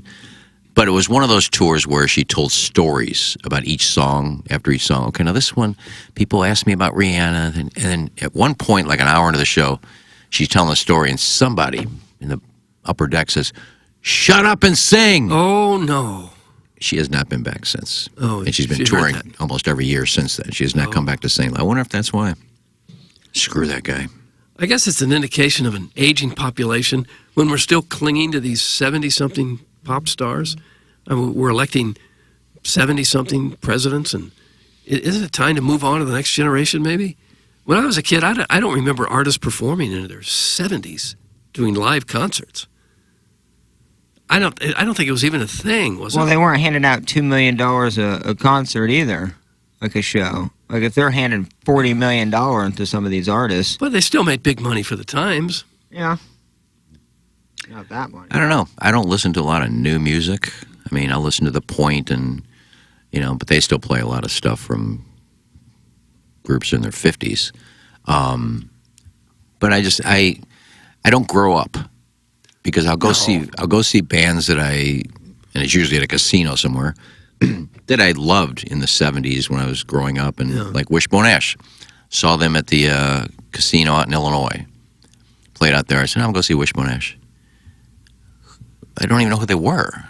They're like no members of Wishbone Ash there. It was like a Wishbone Ash cover band. Yeah.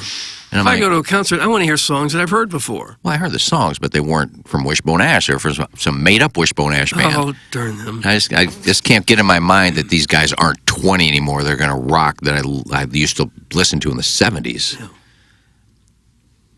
Yeah, some of us just don't want to grow up. We like our old music. Yeah, that's not unusual. Somebody pissing next door, and I like it a lot. Just a brine shower. that off. Speaking of clipping it off, we have drops of the week coming your way in addition to the Design Air Heating Cooling email of the day. We'll wrap up the Mug and Ass St. Louis Acura Alton Toyota 7 o'clock hour. You are listening to TMA, presented to you by Brown and Crouppen. Live from the Michelob Ultra Studios, KPN-TFM HD2, Collinsville, St. Louis.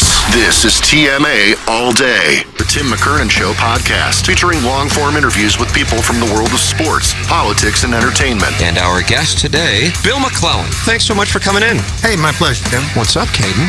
Hi, how are you? Joe Buck, our guest today. Man, it's like I haven't seen you in years. More than 500 episodes and counting, and it's available wherever you get your podcasts, including the TMA STL app. Get the app now at TMASTL.com. This is wide receiver Luther Burden III. Come support NIL and get a quote from my friend James Carlton. Thanks, Luther. That's right. For every quote you mention, Luther Burden III will make a donation to NIL on your behalf. Getting a quote is easy. Just go online at carltoninsurance.net. Call or text 314-961-4800. If you have drivers under the age of 25, if you're seeing rising rates, give us a call or text us 314-961-4800 or go online at carltoninsurance.net. Let's keep the momentum going.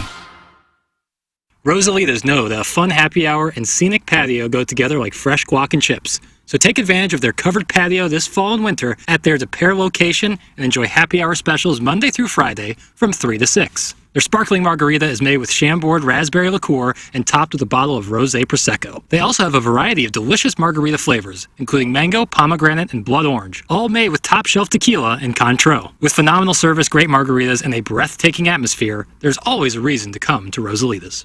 Here's Action Jackson with 3 more ways to get TMA content. Check out listener rewards on the new TMA mobile app. Watch the show live on the TMA studio cams. Find it at TMASTL.com. Get the podcast on the TMA app. Download it now. Thanks, Jackson. It's the Brown and Crouppen Morning After on 105.7 FM HD2.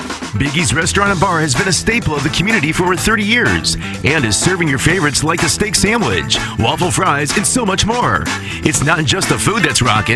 With a full bar and patio, Biggie's is the perfect spot for lunch, dinner, and a little laughter. Biggie's original hours are back. Open 11 a.m. till midnight, Wednesday, Thursday, and Sunday. And 11 a.m. till 1 a.m. on Friday and Saturday. Check out the full menu at biggiesrestaurant.com and stop in today. When we think of a real estate agent, we think of somebody simply selling our home or finding us a new one. I mean, they're all the same, right? Okay, here's the comps. We'll take some pics, we'll post them, and I'll get back to you, okay? A home is life-changing, and your real estate agent should reflect that. Honesty, integrity, and someone who will go above and beyond to make your dreams come true. The Jeff Lotman Group with Compass Realty. We're different because you're different. We want what you want. Experience the difference today at jefflotman.com, bringing people and properties together. You've heard us talking about Mark Hanna from Evergreen Wealth Strategies. Mark and his team provide a personalized, holistic approach discussing cash flow, liquidity, debt, investments, insurance, taxes, and they pull it all together into a strategy that fits for each individual client. Start the new year off with a judgment-free conversation with Mark Hanna. Visit evergreenstl.com to learn more. Mark Hanna offers securities through Equitable Advisors, LLC, member FINRA, SIPC, a broker-dealer. Equitable Advisors, LLC, an SEC-registered investment advisor. Evergreen Wealth Strategies is not a registered investment advisor and is not owned or operated by Equitable Advisors or Equitable Network. Bet like the pros with the world's largest sports book right at your fingertips. Circus Sports is now available in Illinois. Hi, I'm Derek Stevens. I've been a lifelong sports bettor and I'm the owner of Circus Sports. We're excited that the Circus Sports app is now ready for action. Experience big app bets with high betting limits, tight money line splits, and more. Now you can download, fund, and bet like a pro from anywhere in Illinois. Download your new bookie today at circusports.com. If you or someone you know may have a problem with gambling, call 1-800-GAMBLER or text ILGAMB to 833-234. Hey, this is Tim McKernan, and I am here with a great TMA sponsor, and that is Longo Biggs Injury Law Firm. And you may hear a bunch of out-of-state law firms advertising here and there all over on billboards and so on and so forth. But the thing is, oftentimes their goal is to just settle and move on, and that's not what you guys do. Yeah, this is CD Longo, and you hear us talking a lot about maximizing the value of cases, but what does that actually mean? Well, as Tim said, there's lots of personal injury lawyers in St. Louis, and everyone handles cases differently. We focus on getting the highest dollar amount for your injuries, not just getting a resolution quickly. We're constantly tracking all the settlements and verdicts in the area. This helps us advise our clients on whether a settlement offer is too low. And if the amount of compensation being offered is too low, we are happy to file lawsuits and proceed to trial to ensure our clients receive an amount that is fair. Visit our website or Google us at Longo Biggs Injury Law. The choice of a lawyer is an important decision and should not be based solely upon advertisements. Hey, if you like the morning after, check out Balloon Party on 101 ESPN. HD1, by the way. It's sports talk with Tim McKernan and Action Jackson from 10 a.m. to 11 a.m. each weekday, right after the morning after. It's the worst named show in the history of radio, but the content's pretty good, so check it out on 101 ESPN or get the podcast on the TMA app. It's the Brown and Crouppen Morning After. KPN-TFM, HD2. Collinsville, St. Louis.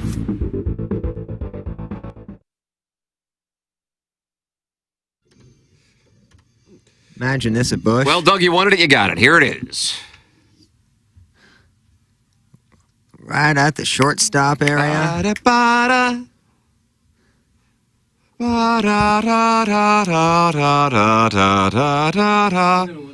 the floor when they come, so I can dance right in front of the stage with my arms in the air. Could you imagine putting on your best sport coat, getting the gal, get a taxi cab? Ba-da. It's a simpler time back then. People were nicer. Probably a little fireworks show afterwards. Oh, sure. Go to the malt shop. Go down to the footbridge at the park. Dad gets home, has a scotch right before bed. Right, belt. Yep. Is that what it was, scotch? Everybody had a scotch before bed? I never have. But my parents were that generation when they got home from work. They had a drink. Is that right? Mm-hmm. Oh, yeah. Cooking sherry? I don't think it was cooking sherry, no. I feel like Mad Men, it probably wasn't a great, accurate depiction, but I think the home life, when they got home and had a drink and had the dinner ready, I think that was probably an accurate. Have you seen Mad Men, Doug? No. I kind of like the 15, but it definitely showcases the bad as well. Well, it's never perfect in any generation, but it was a pretty good way to grow up, where mom's in the house all the time there for you. Always had a suit. Dad's the only one working. Everybody has a suit and tie, walking around. People dress nicer, generally nicer to each other. And the Mills brother was playing on the radio. Yeah. And then Elvis came and spoiled it all. Is that what happened? Moved his hips. Yeah. That's all it took. People like dry humping, don't they? Welcome back to TMA, presented to you by Brown and Crouppen. Doug, they're our title sponsor. What do you know about them? Well, I know quite a bit. We've gotten to know them the last few weeks or so. Ed Herman, Andy Crouppen, Terry Crouppen have all been in, and we love what they have to share. I think they kind of like being on the program and allowing our listeners to get to know them. And once you do, you're going to say, gosh, it sure would be nice to work with those guys if I had a potential injury case come up. Brown and Crouppen is a local law firm here to serve you. Don't be confused by some of the national ads you see on TV and hear on the radio from lawyers coming in trying to tell you they want to take care of you here in St. Louis. Brown and Crouppen is 44 years old now in the St. Louis area. They got that new office down there on the hill, not in Soulard, but on the hill across from Regazzi's. And they've been helping St. Louisans for 44 years now. They'll give you a free evaluation. They work on a contingency basis, no upfront cost to you. If you don't get paid, they don't get paid. And they've won more than $1 billion in compensation for their clients. These are the guys to go to if you think you have a case. Give them a call, and they'll let you know if you do. And here's that number, 314-222-2222. I'll give the number again, 314-222-2222. Or you simply go to brownandcrouppen.com and make sure you let them know you heard about it here on TMA. The choice of a lawyer is an important decision and should not be based solely on advertising. Past results are no guarantee of future results, and every case is different and must be judged on its own accord. Jeff Lotman of Compass Realty is the real estate agent that we recommend here on this program. If you are in the market to buy or sell a home, I don't know if you're probably not necessarily looking for a home, but I've been getting, I would say about 5 listings a day, left and right. I guess right after the new year. This was not going on pre-January 1, because people are putting homes on the market right after. I don't know if that's usually the way that it works. And it's that Jeff Lotman. You wouldn't think so. JEFFLOTTMANN.com. Yeah, JEFFLOTTMANN. Think maybe in January people will just say, I'm fed up. I need to get to warm weather. Let's sell our house, go to Florida. Maybe older people say that would be very impulsive. But certainly when I talk with my friends who live down there, they say if you're going to be looking for a place, do so in June, July, August, because people aren't necessarily in the mindset of, let us live down here while this is going on. Yeah. But usually the glut of houses hit right after school's done. Because people want to move during summer for school. Right. But interest rates coming down a little bit. Yeah. Mortgage interest rates a little bit, so that helps. Well, go to Lotman if you're looking to sell. Yeah, it's JEFFLOTTMANN.com. Yeah, and he's been doing it in St. Louis for 22 years. $500 million worth of sales. Jeff Lotman of Compass Realty. It's a luxury experience, but you say, well, that must be a price point thing. No. It's an experience, the way you're treated. It's Compass Realty. Jeff Lotman, JEFFLOTTMANN.com. Looking to buy a home or looking to sell a home. Jeff Lotman, Compass Realty. Send your emails in for our design, air, heating, and cooling email today. Comes your way, 9:45. Jackson and I will deal with the problem down the hallway. It'll be fine. We've been doing it now, Doug, for more than 2 years. We can handle it. Yeah. Okay? Still hurts. Does hurt every day. It does.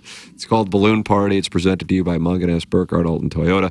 And then Jackson and I will be doing QFTA at some point following Balloon Party, and that is on YouTube. And even if you don't watch it live, you can go back and watch it just like you can with TMA. And you can podcast it. Just download or subscribe to the Tim McKernan Show podcast if you haven't before. And today, we have an erotic story. It's more of an erotic question. I read it. Sometimes, Jackson, I wait to read them.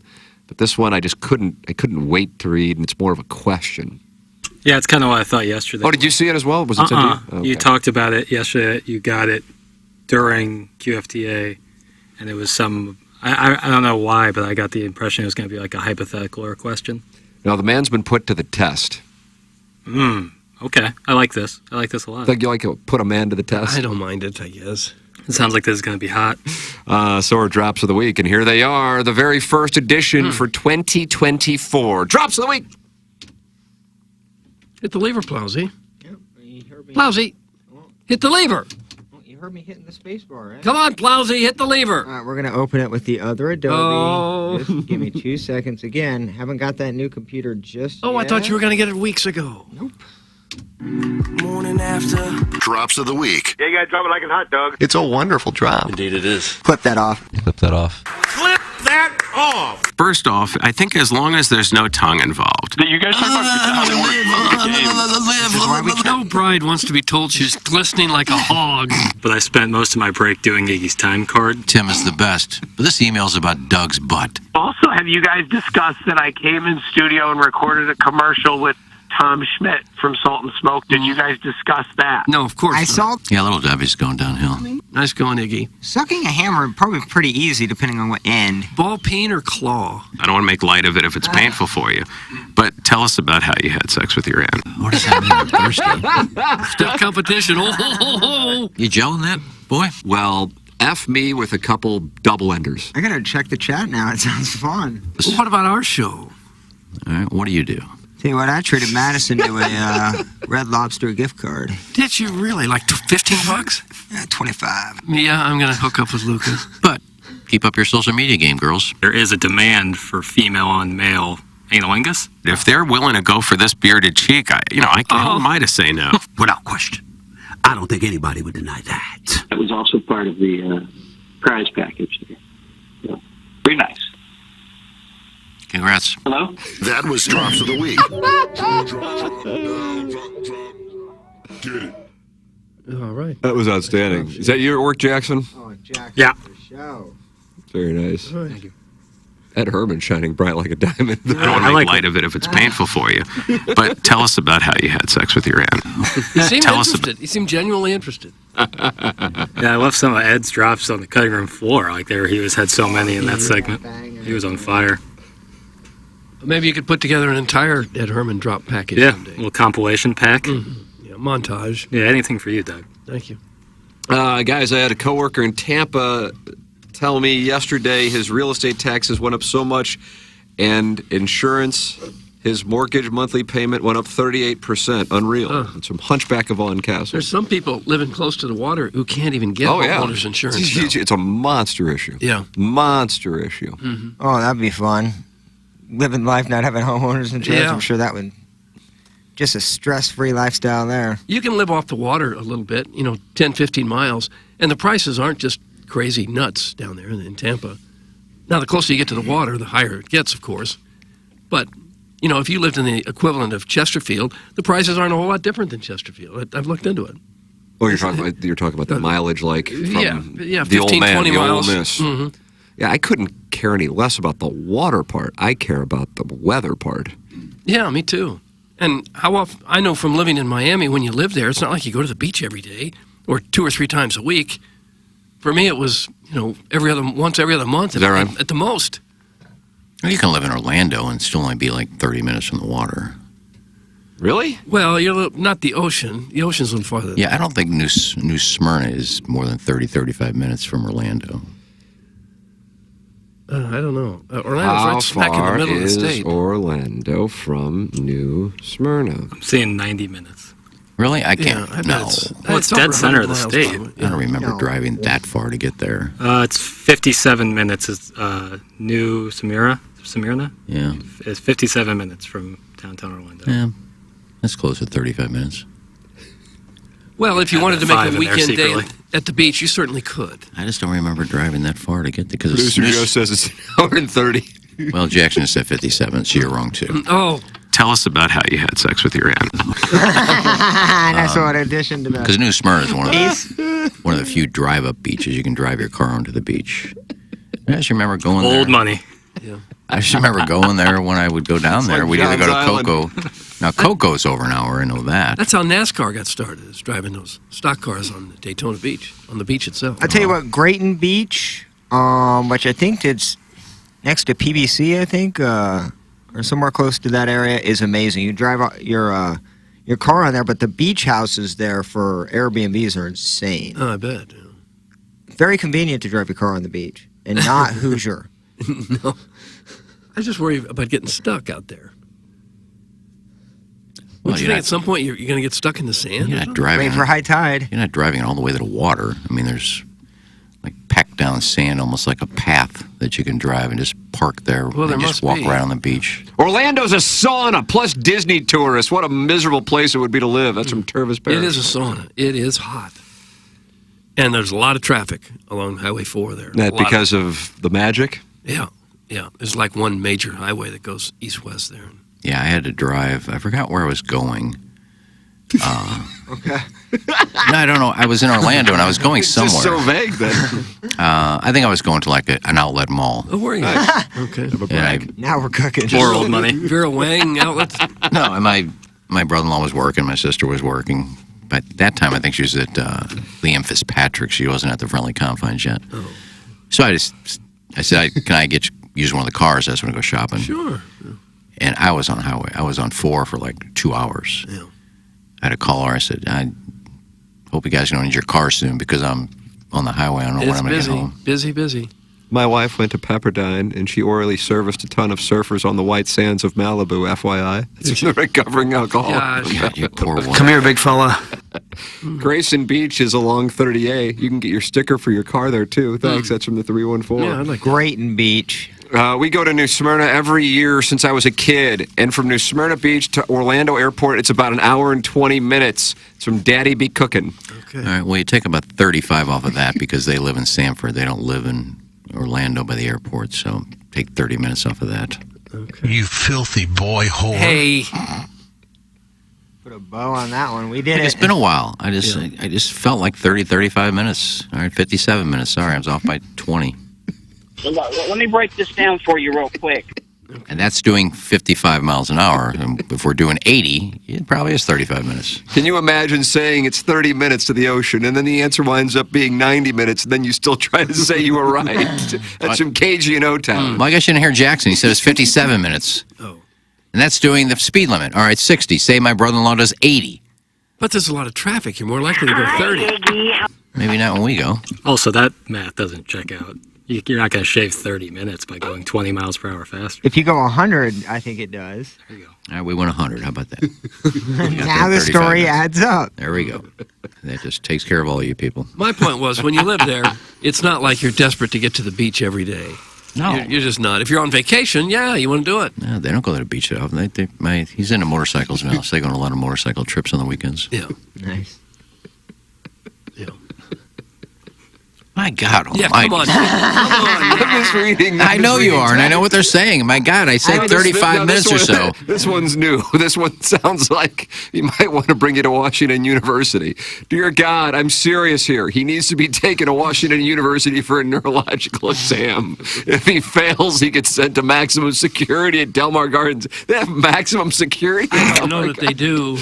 We don't hear this crap about grade school. That's from the Shrewsbury Seed Sniffer. You're done at this point, aren't you? That was a...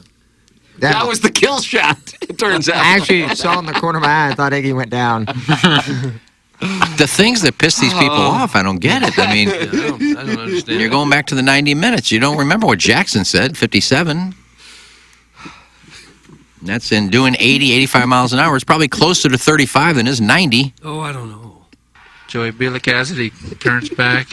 Looks like they're doing a little reverse that you might see in football. Split the D. Oh, what they gonna do? He's shooting the roof, Daddy. Oh, look at that. Look at this. Look at that. We had to put a full Great play-by-play.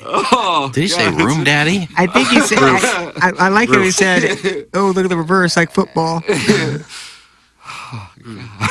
God almighty. Good broadcast. But, well, yeah, I know. We got to find some more announcing about that guy. Gotta have a catalog. He was calling like some like junior hockey league in Manitoba, so can't imagine he's too omnipresent. Yeah. But I hope he does become. Well, he polished. Mm-hmm. Everyone's got to start somewhere. Doug, Calls if you like were a that, he'll talent be... coordinator and heard that, what's the first call you're making? One of the networks. How much money can we make the... Yeah, Right. how much money can we give them? Trademark, look at this, ESPN look at that. has the most events, so I would think ESPN probably. This is the segment where Iggy proves he does not understand math. That's from Beer Cats, and he won the Milagro Tequila Listener of the Month a year ago. Unbelievable. Hard to believe, Doug. Yeah, time We had the flies. Papal Conclave down in Jamaica. Maybe we took a helicopter. You didn't take a helicopter. You had no whirly-bird. I never went to New Smyrna. I lied. Just leave it alone. Yeah. Jesus. Boy, this New Smyrna. What exactly is in New Smyrna? A beach. It's just south of Daytona. It's got a lighthouse, Doug. Oh, no. That has it. Art gallery, shops. Seems like a happening place. Probably is. That's a nice little city. Yeah. Those places are booming down there. Well, I don't know why we don't go. Except that it takes so long to get from Orlando to New Smyrna that I'm not sure I want to go. Show trip to Disney World? Ugh. Yeah. Oh, God. 30 seconds. Seem fired up, Tim. How much do I have to pay to not do that? I'm the only one live for having to go to that. Yeah, that's a good point. What, Disney? Yeah. Mm-hmm. I know Madison went to go. No, we go every No, time. I mean, Anna Marie and I went maybe about 10 years ago now. But, yeah, I mean, I'll be, I would imagine, sometime in the next 5 to 10 years, be bringing the boys down there. Yeah. When my kids were young, you could send them an email, and as a media member, man, they would give you free tickets. Is that still going on? No, not going on anymore. It's like $150 to get someone in. Mm. Yeah, if it's hot outside and you're there on a weekend, it's about the worst time you could possibly have. Yeah. Oh, we got a new client. Who's that? Stephen Wildwood, sought our appraisal, says, I would like to sponsor mentions of Iggy's sister. She gets mentioned more than the title sponsor on the show. That's from Chairman Stephen Wildwood. Mm-hmm. And his texts get read automatically because he's the Milagro Tequila Defending Right. Listener of the Year. Huge honor. Yeah. Oh, I'm sorry if I mention my sister every time I talk about Orlando. She happens to live there, so. Tell us about how you had sex with your aunt. Why don't you sponsor that? You don't play heavy. Now, your sister's a server at the Friendly Confines? She owns the Friendly Confines. Oh, don't get crestfallen on me. That sigh heard around the world. Just trying to get a mental bartender. picture. Oh, okay. Patio bar. Probably a fun job. She enjoys it. Is that Cub Bar? Yep. There's a lot down there. The guy who owns it was from Chicago, and it's all Cubs motif. Yeah. And my sister wears a Cardinal jersey when she works. Sends a message. A little rivalry.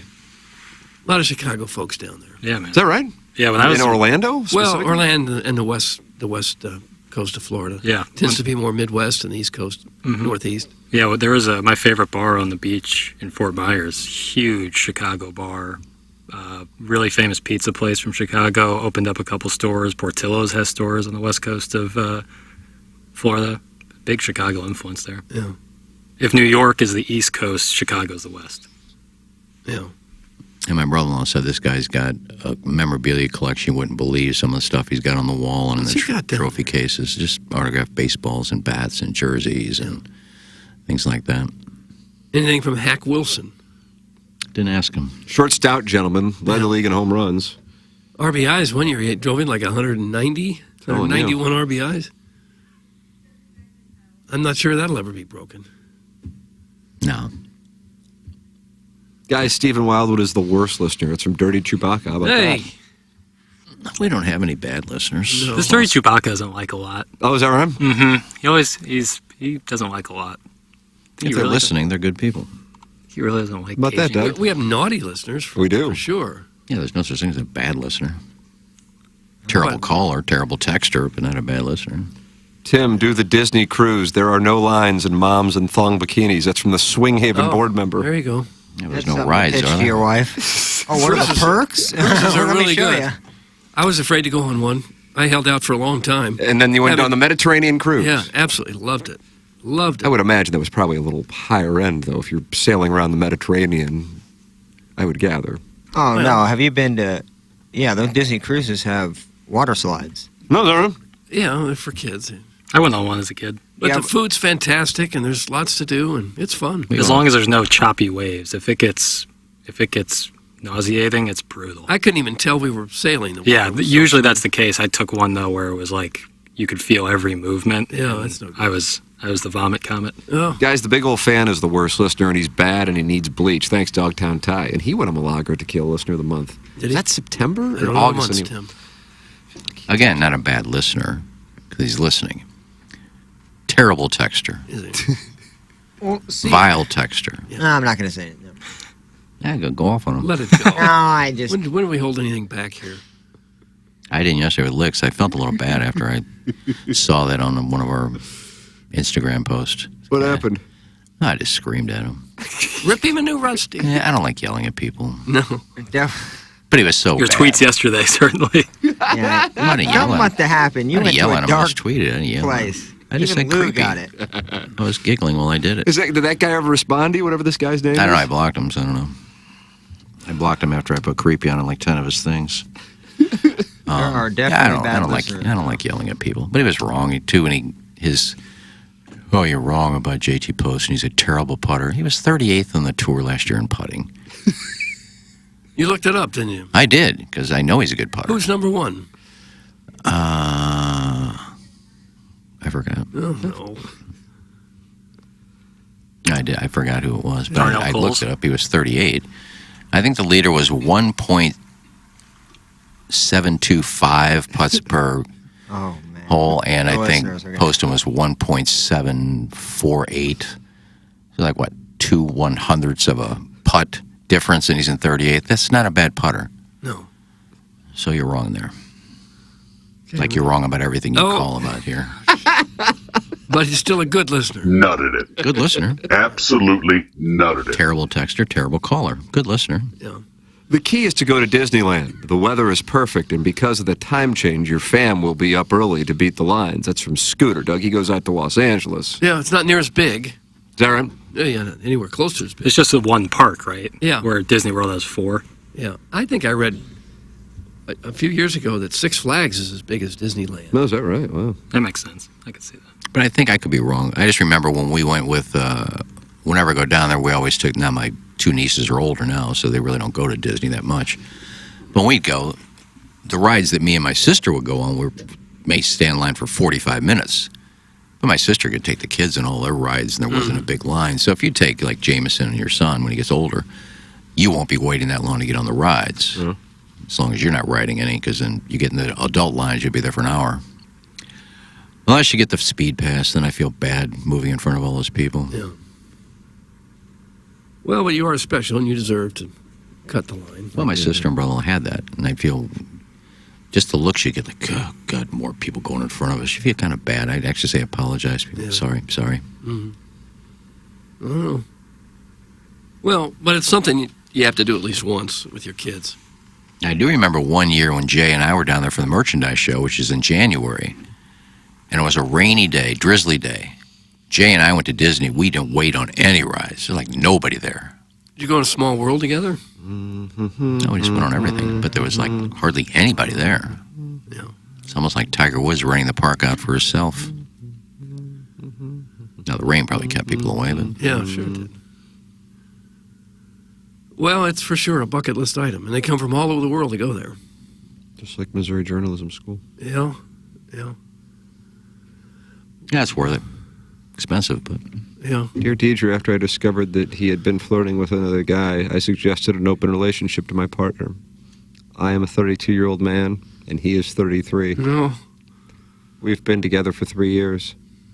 What makes the situation worse is that this other guy is engaged. I don't want to lose my partner, so I've suggested an open relationship. But now, I'm having second thoughts. I'm in a predicament. If I back down, this other man wins. I wish he would just leave my partner alone, but it's wishful thinking. My partner claims the reason he has been talking to someone else is because I haven't been showing him much love and affection recently. But I don't think this is a good enough excuse. No. Is there anything else I can do? In my heart, having an open relationship is the last thing I want. But there are 3 people in our relationship right now. So what choice do I have? I think a number of our listeners can relate to this. Is the other guy engaged to another dude? So there'd be 4 in this. That was not included. There'd be 4 in this relationship. Here's Deirdre's answer, so now there's a 4th person as well. Only explore being in an open relationship if it is something you are genuinely interested in. It won't be a good experience for you if you are in any way uncomfortable with the idea of your partner being with someone else. For it to work, you both need to be secure in your relationship, be good communicators, and be able to completely trust each other. Your partner claims his needs are not being met by you, so if you really want to make your relationship stronger, that is where you need to focus your efforts. He said you haven't been showing him much love and affection. Rather than brush that away, address the issues together. My support pack, Relationship Mott, should help you with this. What's that? I don't know, I just read what's in the prompter. I think it's like Mott's apple juice.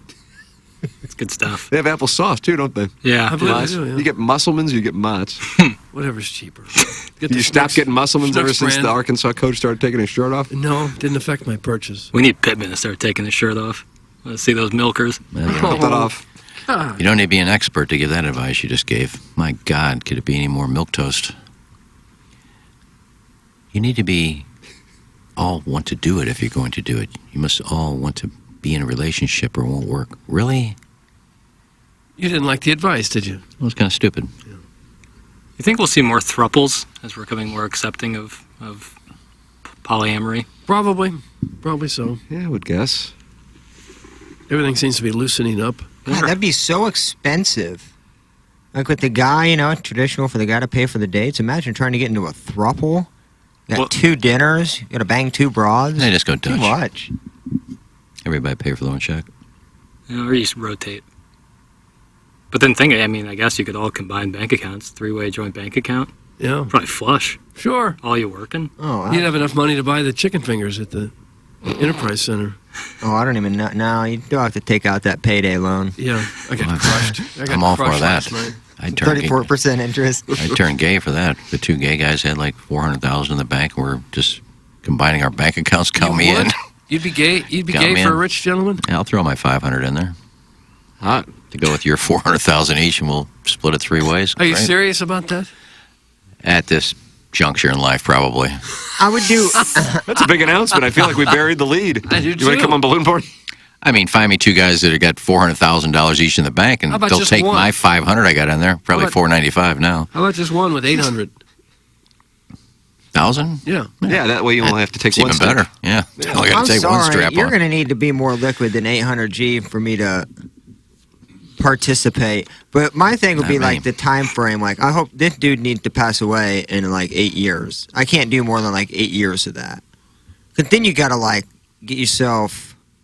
You're going to do some horrifying thing with 2 dudes that you're not haven't experienced before, and you got Could get Eiffel Towered. You need like mental. Yeah, exactly. You need mental health years after that to kind of get over that. So But I couldn't imagine it being a 20-year lifestyle for me. But if you could do 8 years, you could certainly do another 5. That doesn't say. It's easy to say that, but yeah, like 800,000 ain't gonna. No, if he has like 100 million, if they combine for 100 million, gap there. Well, yeah, but I'm getting gaped for that gap. Oh, I like that. I need to I need it to be worth it. $400,000 is not a lot of money. God, this is terrible. It's in the 314. There's a lot of people with 400, 800,000. There's not many with 100 million. And how many of those 100 million want a? Yeah, at this point, though, if they're my age, I mean, a lot of I would think middle 60 gay guys probably just want companionship. They don't really care about sex anymore. I'm all for that. Yeah, I'll cuddle with the guy. Oh, gosh. So you need a net worth of $400K, and you will cuddle with a gentleman. Well, like 400 liquid? No, 800. Well, like a 30-year fixed mortgage. I said two guys at 400, but if just one guy's going to be 800,000 in the bank. So the number is 800. Now, that 800 a year or just in savings? In his bank account. Okay. 401k count? I need cash. I need to see that money in the bank. Not a whole lot of people keep 800,000 in cash. Smart investors do. Just ask Mark. That'd be gold bars in the backyard. That'd be so funny. And he's paying for everything. And then you throw my $495 in there, and now we got $800,495. So you could be a trophy twink. And I'm just thinking about you meeting these two guys finally, and you're going, well, before that goes any further, we need to stop by your bank. I'm just thinking of that scene where all three dudes walk into one bank to look at it.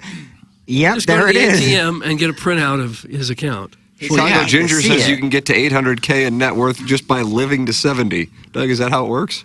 Well, if you put money away in a 401k, there you go. Mm-hmm. There you go. A lot of people have done it. Started that 2 years ago.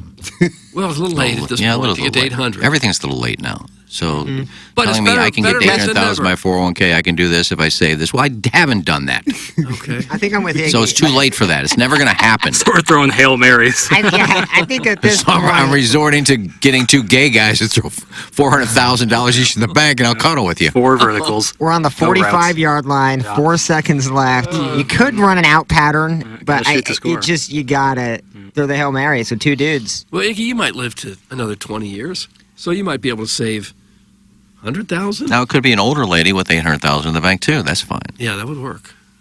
That'd be better actually. But Yeah, I was gonna say, why are we so focused on the 2 guys with under a million? I'm just liquid? going by the Dear Deidre thing we just read. So I'm just going by that.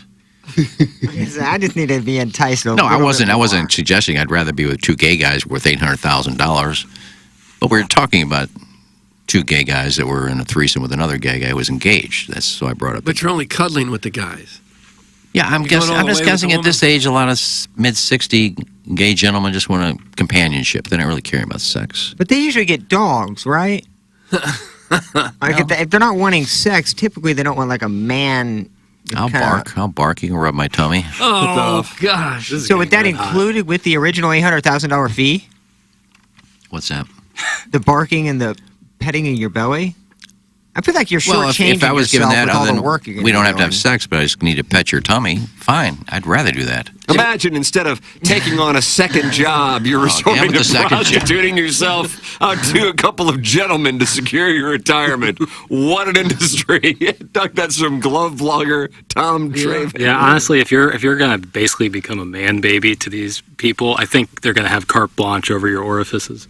Oh, yeah, I'm not prostituting myself. Yes, that's exactly what you're doing. No, prostitute would be one time I'll let you have sex with me for this and I'll leave. No, I'm making a relationship out of this. But they're prostitutes that are on retainer. Having dinners together. Also, they're prostitutes with pimps. You're looking for sugar daddies. Yeah. No, That's exactly what it would be, a sugar daddy or 2. I'd rather look for a sugar mommy. Mama. How about this? The lipstick lass. Ooh. She says, find a retired public school teacher, killer retirement. How about that? Yeah, I have a pension. Do you know any? Lipstick lass, call on in. Brian Henshin has written in creepy. Yeah. Yeah, well, nice one. So you want a piece of the pensions? I mean, my dad's a retired public school teacher, but he's not available. No. Not yet. Spoken for. Chairman Stephen Wildwood says, I'm smart. It's not like they say, like dumb. That's from Chairman Stephen Wildwood. Well, I was dumb with my money. I was dumb to stay in radio for 30 years. No, I'm not smart in that, but I enjoy my job. I enjoy, especially the last 2 years. It's almost like Iggy's opening that door for me of like envisioning myself in 30 years. Oh, Swing Haven board members leaving the show.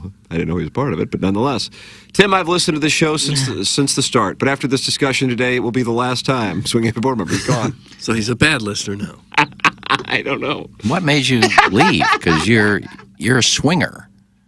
So I would think everything goes with you, and just because I mentioned this, you're not listening anymore? Not like we care, but you listen, you just won't text in anymore, which would be fine with us. I think he's just disappointed. I just wanted to meet your girlfriend once before you, or your wife before you leave, because we've never seen her. Here's the problem with the female version of this. We'll call it a fantasy right now. Like if you're looking for somebody with a lot of money in the bank, single and lonely, you're going to be really hitting maybe that bottom of the barrel in terms of maybe something that you haven't done before. You know, a Festus 4. Oh. You know, a Deloge 6. Deloge? All it would take would be 1 week. What was that? 1 you week. never heard of Deloge? No. Maybe my dude's coming out, but I don't know what that is. DOLOTTE. All I'm looking for is if I had one good week in DraftKings. If I would happen to win this $5 game and I made $8,000. Oh, God. I'm You're going good. to retire on $8,000? No, I'm good. I'm good. I'm good. I don't have to worry about money. Oh, come on. With $8,000? That'll get you to the month. It's like we're in the Revolutionary War. Look, I don't know how Like the Louisiana Purchase guy. I don't know how I Boy, don't just have got any a money grand. because I don't do anything. I could see if I was just spending over my means and I had no money, but yeah, I don't care. I'm still buying this for $800. I'm still buying. I don't go out. Yeah. I don't go to dinner. I don't go on vacations. I don't go anywhere. God. Wouldn't you like to? Yeah, but I can't. Sounds so But you could if you just got a second Just don't start with the second job again. But that's the answer to it. A lot of us do. I'm not I had getting to a work second job at for 66 years 20 old. years. It's too late for that. It isn't. There's a lot of people our age out there working. A lot of them. 2 jobs? No. What? They do whatever it takes. There's not anybody you know 66 working 2 jobs. Oh, you could find some people. You don't know anybody, so don't say you know a lot of people. Well, you don't know anybody. I don't know everybody. Most of my friends have all made a whole lot more money. Just stop with it. I don't need to. Just stop. I'm not doing it. I just want to give you some career No, it's advice. nobody's fault but my own. But the fact is that I don't do anything. That's nothing to be proud of. This I'm not whole proud of it. segment is awesome. It's really a sad segment. What if you on found me? No, On me, it's a joke for everybody else, but it's sad for me. What if you found something else that you enjoyed? I'm not saying go Like work what? at a factory somewhere. Well, what do you like doing? You like golf? I Get a feel job at a golf course. Yeah, or starter at a golf course. You just sit on the cart, walkie-talkie. This is getting sad. This is getting sad. Trying to talk me into getting a second job because I'm poor. something. Well, that's what poor people do. Well, you're the one trying to go gay for pay here. Yeah. We're keeping you away from the pole. I don't have to do anything except cuddle. Well, you sell ass or be a starter at a golf course. I'll Right, take it's your choice. option 2, baby. Starter or ass selling. Although a 2 starter is probably careers. most needed in the morning, 7 to 10. Yeah, nobody's. Two times already pretty much booked up after 10. Doug, how about this? I'm 65 and work 2 jobs. That comes from Jim. Yeah, That sounds real just because we'll he believe could- it. Yeah. I like Jim. Yeah, some guy named Jim texted in, so there's one. Yep. We believe you. Proof's in the pudding. I'm going to text in as Bill. Hi, I'm Bill. I don't need to work. My wife makes $8 million a year. How about that? Okay, congratulations, Bill. No. There's a lot of text about the spelling of Deloge that came up. Iggy was spelling Deloitte. Yeah. Didn't you say Deloitte? He said I said Deloge. Deloge. DESLONGE. No N, but you got it. Yeah, but I think you thought I said something else. So that was, I didn't actually even catch it when you first. Iggy spelled spelled it. Deloitte. I thought you were talking about the insurance company. No. Or maybe they sell trucks. Larry Thornton is trying to help. Yeah, you were in the business a long time. You're a multimillionaire. You don't have any money because you work 3 hours a day. What if you did something for 5 hours a day for $20 an hour? And that's $2,000 more a month. That's from Larry Thornton. What if you just don't worry about what I do? Well, $2,000 a month, 4 months, you'd have $8,000. You'd be set. You don't say that I make that because I work 3 hours a day. Oh, well, again, I could see where you wouldn't want to do something that you didn't enjoy. But there has to be something that you would enjoy that might also give you another buck or two. Oh, crestfallen. What about the delivery game? you have your nice car. Instacart isn't terrible. I wouldn't recommend that being number one. But you can work when you want. I've thought of that a lot. But if I don't have the vehicle, I have an 04 CRV. It's not reliable. But you can deny orders. You can accept them that are close or not huge. I don't know that Munganess wants him using that car as a delivery I'm not going to use Munganess' car for those things. Sorry. So definitely not. Yeah. My bad. I just stay on Facebook and sell things. None of it's selling, but... And then just take the ridicule there. Maybe write that Hey, book. how about those ratted leather jackets? Anybody buying those? Crap. Maybe write that book that you've spoken about. That That's a nice play. There's some money. There's money in that. That actually is the play, Doug. You just did it. There's a lot of money in that. You're going to have to burn some bridges, Iggy, but I don't think that's going to be a problem. Because you're Well, really, I'm gonna only, have to burn. what's today, the 5th? I'm only 3 weeks away for when I start collecting my Social Security. Oh, is that right? Really? Yeah, it's 66 in 6 months. You can start collecting it, and December will be 6 months. You can start collecting at 62, but you can start collecting full and then not have tax consequences for other income. At 66 in 6 months. Yeah. So I'll start doing that. That's probably about, I don't know what I'm making. Okay. I got to talk to somebody about how that works, though, maybe. Well, yeah. Mark Hanna, help me out with that. I don't know if...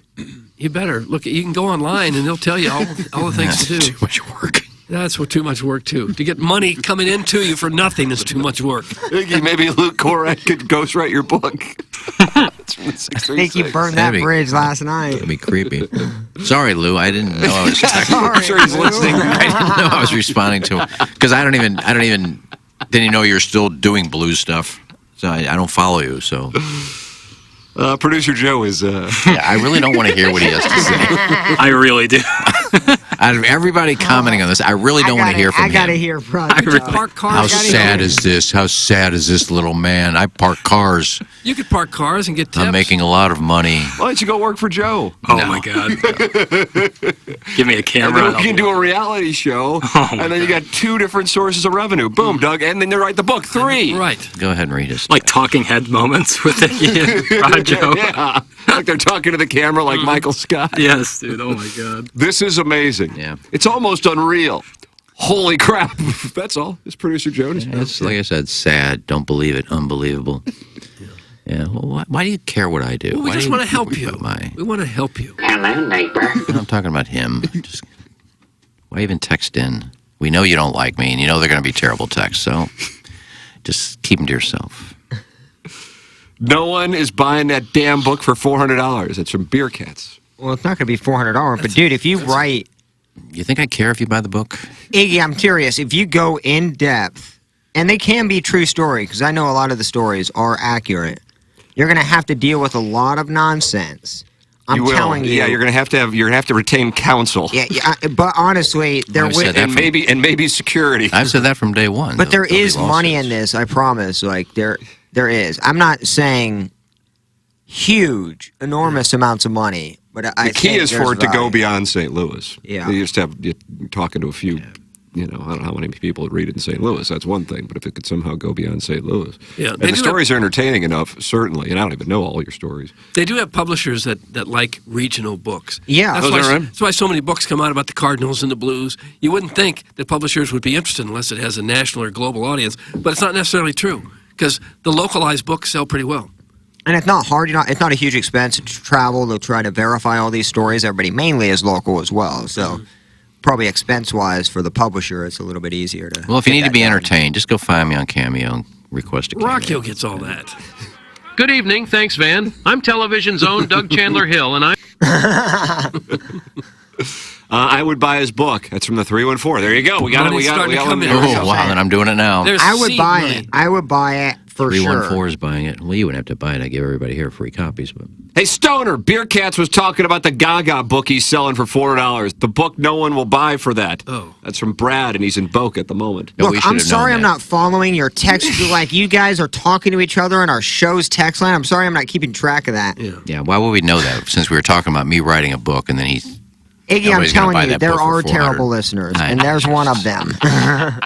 Brad in Boca has now made the list. Well, if nobody wants to buy the book, Gaga book, fine. I put it up there. If somebody buys it, fine. If they don't, I spent 2 seconds posting that. Damn it.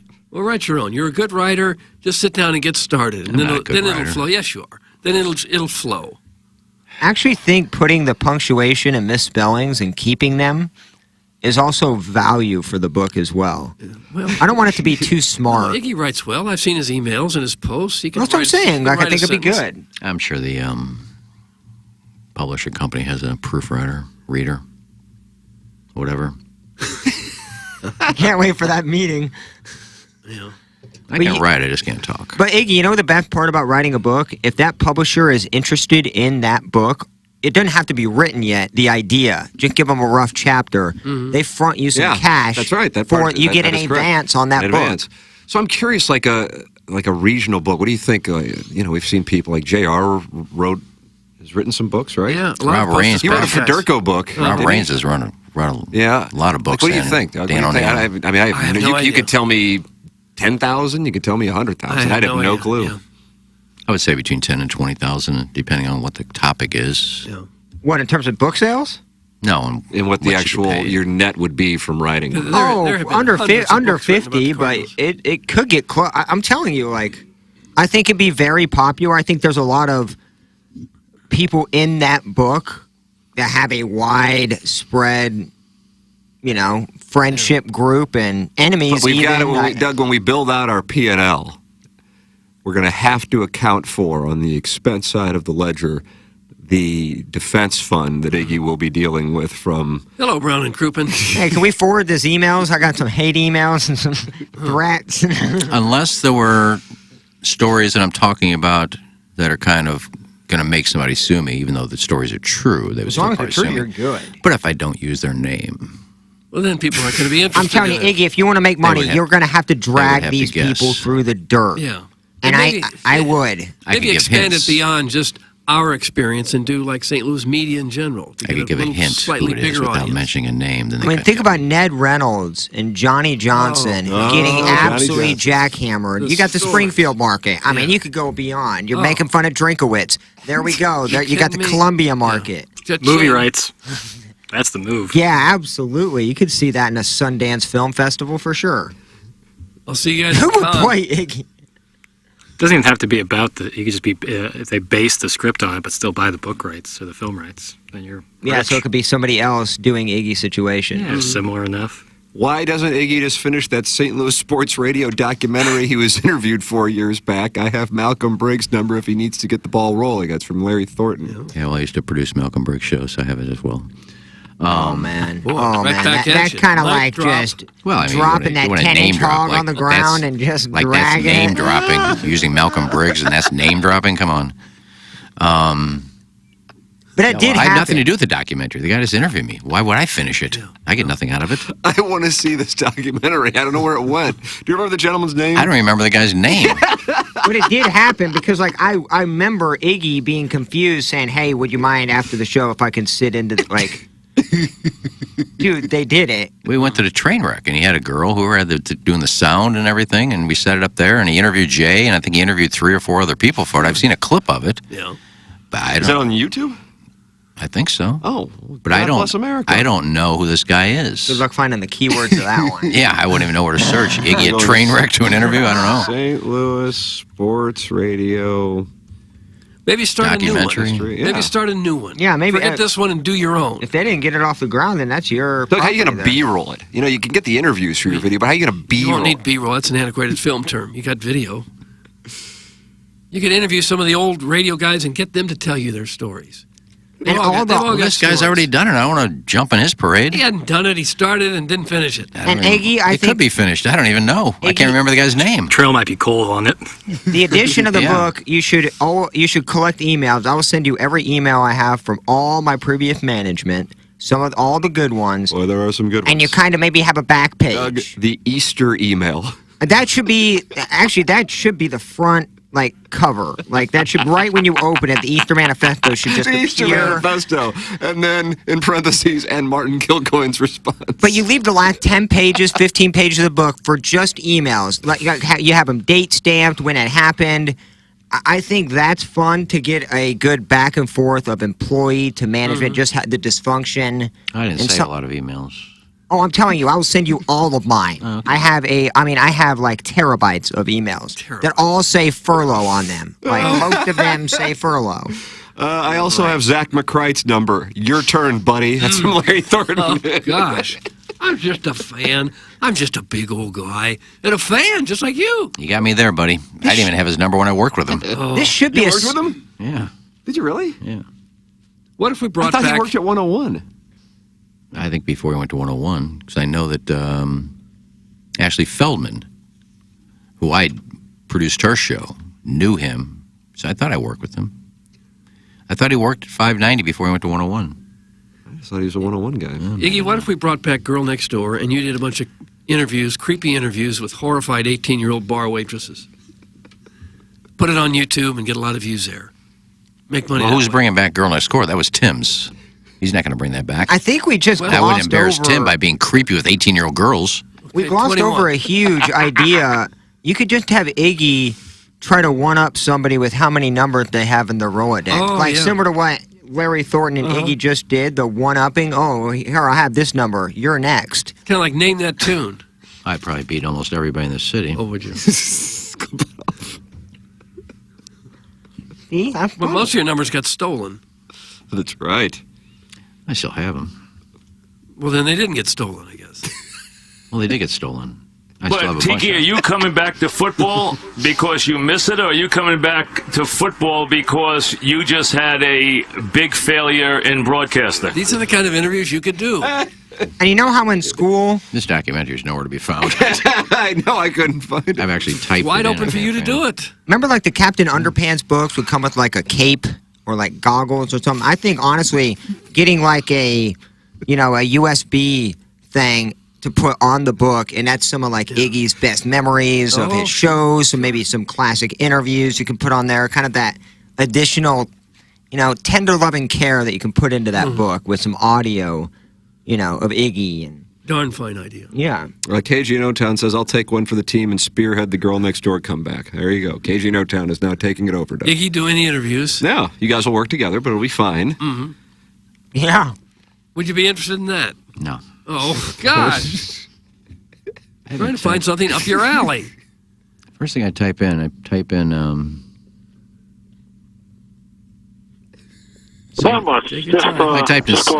History of St. Louis Sports Radio documentary, and I typed in me and Jay, because we both did the interviews. Good, see ya. And the only thing that came up was Jay Randolph Jr. highlights. Okay, the guy gave up on the project, so it's wide open for I'm you gonna to say do it. this is your is yours now. The guy completely has given up. He is not doing Just because this. somebody does one doesn't mean you can't do another. He didn't even do one. If there's nothing out there on the web, your game. Well, even if there was, doesn't mean you can't do it again. Different people, better job. Iggy, I'm telling you, those chapters of the man, I know it's a sell because the things we haven't told on air that you could tell in the book are phenomenal. Mm-hmm. They're tremendous. Brian Henshin says he'll write the book. So you could just tell Henshin the stories. He can write it. Just get on the phone with Henshin like for a couple hours each week. Colts season's coming to an end sometime. Right. Drive to Indianapolis and get this thing off and running. No, that's fine. Hans, you want to write it? Come to St. Louis after you get done with the high school season. Oh, gosh. Well, he doesn't really need This is off to Not a a good bad start. He doesn't need to come locally. Well, Hockman said he'd write it too, so I don't know. Oh, now you got a bidding war. How much is Benjamin Hockman willing to pay for the rights? I don't even know what they would get paid to do it. Iggy, if somebody said, I have a $10,000 advance on this book, but it needs to be done by Christmas, would that be something you would for sure get done? Christmas of what year? This year. Or just a rough, maybe not the finished product, but give them something. Give them half the book. Give them multiple chapters. Yeah, probably. Yeah. You got 5 or 6 hours a day. How do we get on this topic? Well, you said you were poor. I just went into the YouTube chat to see how that was doing. And I don't recall talking about this, but the one that stands out to me is a gentleman named Howard Thompson saying, why does Tim think that gay men use a strap-on? Doug, were we talking about that? Maybe a while When was back. that? You must be podcasting like some other show. I guess you really would need one. I don't know. Maybe we talked about that on Balloon Party. Yeah, you really wouldn't need one unless it was a microwave. It's quite the non sequitur, though, nonetheless. Yeah, don't let us throw us off track. Write the damn book and hire Plowsy to promote it. Darren is selling the hell out of this thing. I definitely buy it. That's from Daddy Be Cooking. I'll lace up the boots and get on the ground room floor and get that thing sold for sure. Oh, yeah. We have some advanced copies already sold. Why the hell would I come back to St. Louis and I'll allow you to pay me at least $200 to write the book? To quote a Strode, that'd be retirement money, baby. That's from Brian Henson. So now Brian Henson has named his price. Minimum $200. Yeah, that's fine. I'll take it. All right, that's done. Okay. So I got a writer, $200. Yeah, you make a name for yourself. Everybody else is riding my coattails. Who's riding your coattails? I haven't seen anyone. Who's riding them? I'm not mentioning names. Almost too many to mention, probably. That's a good brush off. Jeffrey Bradley says, I guarantee TMA listeners would support Iggy's book. There you go. Mm-hmm. I'm sure they would. That's not enough. But you just said $8,000 and you'd be good. I think you really would make more than $8,000 No, I'm telling on you, this. you get it, yeah. Yeah, maybe I'll start writing it today. All right, Doug. Good. Looks like we got this done. Yeah. So is Henson going to write it? 30 minutes ago, you guys were chatting about iced tea. I think it'll be in the book. No, I'll let Henson write it if he wants. All right. I don't care who writes it. I mean, it is important. Well, it is, but I trust him. You want to write it? You can have it. You got Brian Henson, you got the first rights to write. He can't write it without the knowledge, and that's where you come in. Yeah, So you gotta you're going to start have to writing. work on that. Well, That's I the said thing, I like- will. Don't. Oh, that's I gotta go enough. to the We've bathroom. had it You got any now. live spots tonight? Gosh. Oh. Jackson will tell the people at Circa. Certainly. He's going to release his Colts pick. Yeah, if you want to make $8,000 the good way, you can do so with the Circa Sports app, which is now available in Illinois. It's the world's largest sports book in Las Vegas, but now it's in Illinois because it's Circa Sports app is sports betting the way it should be, with big app bets, high betting limits, tight money line splits, and the best customer service around. If you do win $8,000, they're not going to start limiting you. That's not what they do. They also encourage you to shop the lines around other Illinois sportsbook. Come back to Circa. I think you're going to like the lines a lot better. We obviously got plenty of NFL Week 18 incentives on the line left and right. Maybe take a look at that in the props department, or maybe just straight up lines. You can all bet it all with the Circa Sports app, which is of course now available in Illinois. Visit circasports.com for more details and get ready to start betting like a pro. If you or someone you know may have a problem with gambling, call 1-800-GAMBLER or text ILGAMB to 833-234. There you go. And you can also do business with the official jeweler of TMA, and that is Glenn Betts Jewelers on Manchester in De Pere. Oh, Doug, I'd say mile and a half east of the 270 in Manchester. About that, yeah. Yeah. And you'll work with Craig Betts and David Betts, third and fourth generation of the Betts family. Glenn Betts started Glenn Betts Jewelers in downtown St. Louis in 1941. We've gotten to know the Bettses here on this program. Doug and Iggy have known Craig for a number of years, and they are really quality people. So whether it be for Valentine's Day, you're thinking about getting engaged, or just to get a wonderful gift, go to Glenn Betts Jewelers. Glenn Betts' difference is you are served personally. You're not sold. Glenn Betts Jewelers develops relationships through generations of your family as well. They get to know your likes, your lifestyle, and who and what you love. Those are the 3 L's. Go to GlennBettsJewelers.com, GLENNBETZ Jewelers.com. It's GlennBettsJewelers.com. 917 in St. Louis. Design, Air, Heating, and Cooling email of the day coming your way at approximately 9:45 here on the program. Jackson and I dealing with the situation down the hall. It's called Balloon Party. And today there's going to be this Little Piddles Friday 6-shooter. That's going to be big. Huge. Yeah. Fire it up. What's the content, basically? Oh, I got questions galore, Doug. Have you? Yeah, plenty of sports topics to get into, so we'll be talking about it all. All right. Are you sold? Are you like, oh, I don't think he has any questions at all ready to go. I mean, I think you just wing it when you get there, right? It's an odd time in sports. Yeah, odd time. The Jackson's earning his pay for this gig down the hall at this time of year. Mm-hmm. It's about another, 5 or 6 weeks while spring training. And yet then we come in and do QFTA, and we went 90 minutes yesterday, and I could have gone longer, except I had a call at 1 o'clock. Yep. So. We'll be doing QFTA as well after Balloon Party. Don't know what time today. So I got a couple meetings at 11 o'clock, but after that we'll do it. And we got an erotic story, and that's going to make things very hot. So that's coming your way as well. Send your emails in. Design, Air, Heating, and Cooling email of the day. This is The Morning After, presented to you by Brown and Crouppen. Hey, if you like the morning after, check out Balloon Party on 101 ESPN. HD1, by the way. It's sports talk with Tim McKernan and Action Jackson from 10 a.m. to 11 a.m. each weekday, right after the morning after. It's the worst named show in the history of radio, but the content's pretty good, so check it out on 101 ESPN or get the podcast on the TMA app. Rosalitas know that a fun happy hour and scenic patio go together like fresh guac and chips. So take advantage of their covered patio this fall and winter at their De Pere location and enjoy happy hour specials Monday through Friday from 3 to 6. Their sparkling margarita is made with Chambord raspberry liqueur and topped with a bottle of Rosé Prosecco. They also have a variety of delicious margarita flavors, including mango, pomegranate, and blood orange, all made with top-shelf tequila and Cointreau. With phenomenal service, great margaritas, and a breathtaking atmosphere, there's always a reason to come to Rosalitas. Here's Action Jackson with 3 more ways to get TMA content. Check out listener rewards on the new TMA mobile app. Watch the show live on the TMA studio cams. Find it at TMASTL.com. Get the podcast on the TMA app. Download it now. Thanks, Jackson. It's the Brown and Crouppen Morning After on 105.7 FM HD2. Biggie's Restaurant and Bar has been a staple of the community for over 30 years and is serving your favorites like the steak sandwich, waffle fries, and so much more. It's not just the food that's rocking. With a full bar and patio, Biggie's is the perfect spot for lunch, dinner, and a little laughter. Biggie's original hours are back. Open 11 a.m. till midnight, Wednesday, Thursday, and Sunday. And 11 a.m. till 1 a.m. on Friday and Saturday. Check out the full menu at biggiesrestaurant.com and stop in today. When we think of a real estate agent, we think of somebody simply selling our home or finding us a new one. I mean, they're all the same, right? Okay, here's the comps. We'll take some pics, we'll post them, and I'll get back to you, okay? A home is life-changing, and your real estate agent should reflect that. Honesty, integrity, and someone who will go above and beyond to make your dreams come true. The Jeff Lutman Group with Compass Realty. We're different because you're different. We want what you want. Experience the difference today at jefflutman.com, bringing people and properties together.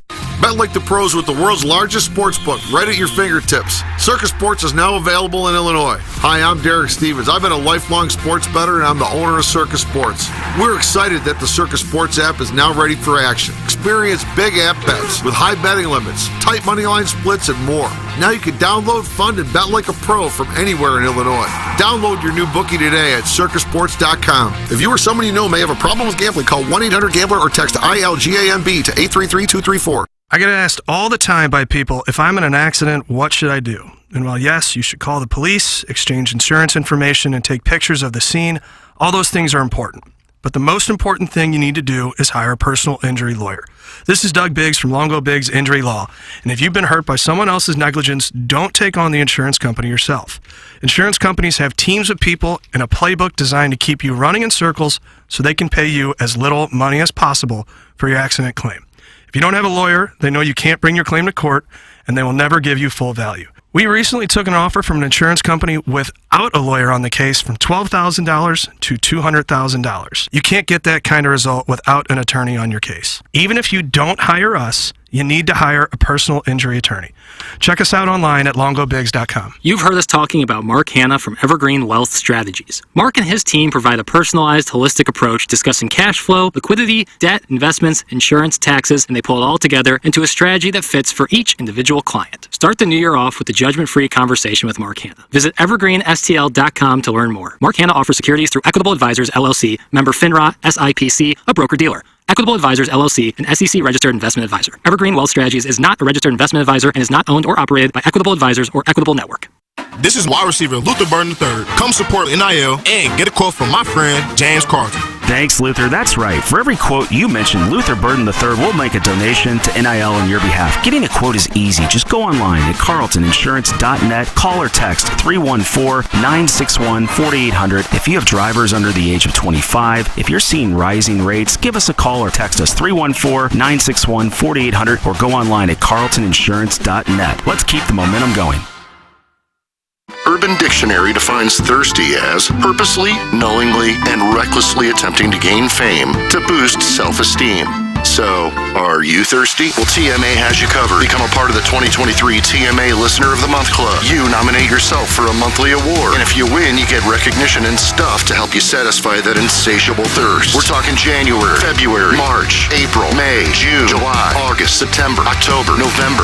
It's etc. Go to TMASTL.com or the TMA app. Give us your name, a photo, and other pertinent information. Tell us why you deserve to be TMA Listener of the Month. And if you don't want to use your real name or photo, we don't really care. The TMA Listener of the Month. Get recognized just for being you, or fake you, or whatever. Quenched by Milagro Tequila. Welcome to the brighter side of tequila with Milagro in the morning after on KPNT HD2, the Tim McKernan Show podcast, featuring long-form interviews with people from the world of sports, politics, and entertainment. And our guest today, Bill McClellan. Thanks so much for coming in. Hey, my pleasure, Tim. What's up, Caden? Hi, how are you? Joe Buck, our guest today. Man, it's like I haven't seen you in years. More than 500 episodes and counting, and it's available wherever you get your podcasts, including the TMA STL app. Get the app now at TMASTL.com. Live from the Michelob Ultra Studios, KPNT FM HD2, Collinsville, St. Louis. This is TMA All Day Now.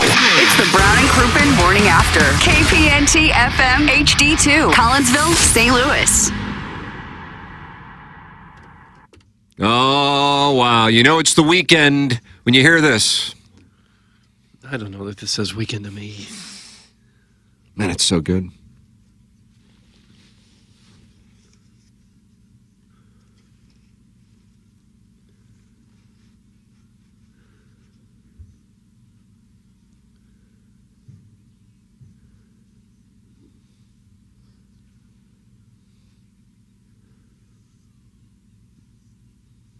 Doug, throw in your saddle. I don't own a saddle. Huh? You're always bareback? I ride English style. What is English style? We sit sideways. Your feet don't go around the horse. You just sit kind of sideways. I like that. It's dandy. That's side saddle style, isn't it? Yeah, but I think they call it English riding. Ride horses like that. Oh, is your mic? Oh, you're not near the mic. Women ride horses like that. For QFTA today, I just got a question asking if a movie character is a closeted homosexual. I don't know how to answer that because it's a movie character. But which character? I'm getting better at teasing. So, and unfortunately, I have Jackson with me, and he, of course, will have the answer because he is the owner and proprietor, founder of goodorbad.com. Yeah, I'm curious to find out who it is. See if I have an opinion on it. It's been wildly lucrative, hasn't it, the website? Yeah, especially as we get closer and closer to award season. You know, that's when we really rev it up. Golden Globes is Sunday, right? I think so. How many movies do you have on that site that you've rated, good or bad? Millions. Millions? That's right. That's all I do. Over and under, Sunday night, how many times they show Taylor Swift and Kelsey? Have they done that? I haven't seen a game in a while. The Chiefs have a game? Chiefs game. I thought you were talking about the Golden Globes. She said she's going to the Golden Globes with him. Is that right? Wow, look at you. Little Mary Hart over here. Buffalo plays Miami Sunday night, right? Maybe the Chiefs play earlier. The Chiefs play 3:25 on Sunday. Going to be a tough turnaround. However, they are playing the Los Angeles Chargers at SoFi Stadium. There you go. But again, that would still be, I feel like, a pretty quick Well, they get there turnaround. late. Maybe he'll just leave it. I thought Mahomes isn't playing that game. He is not. Blaine Gabbert. Oh. Blaine Gabbert. Yeah. And maybe Kelsey won't play either. You know, from the day he arrives at Florida State, I have been a big Cook guy. So grizzled. Yes. Sounds like you're choking up.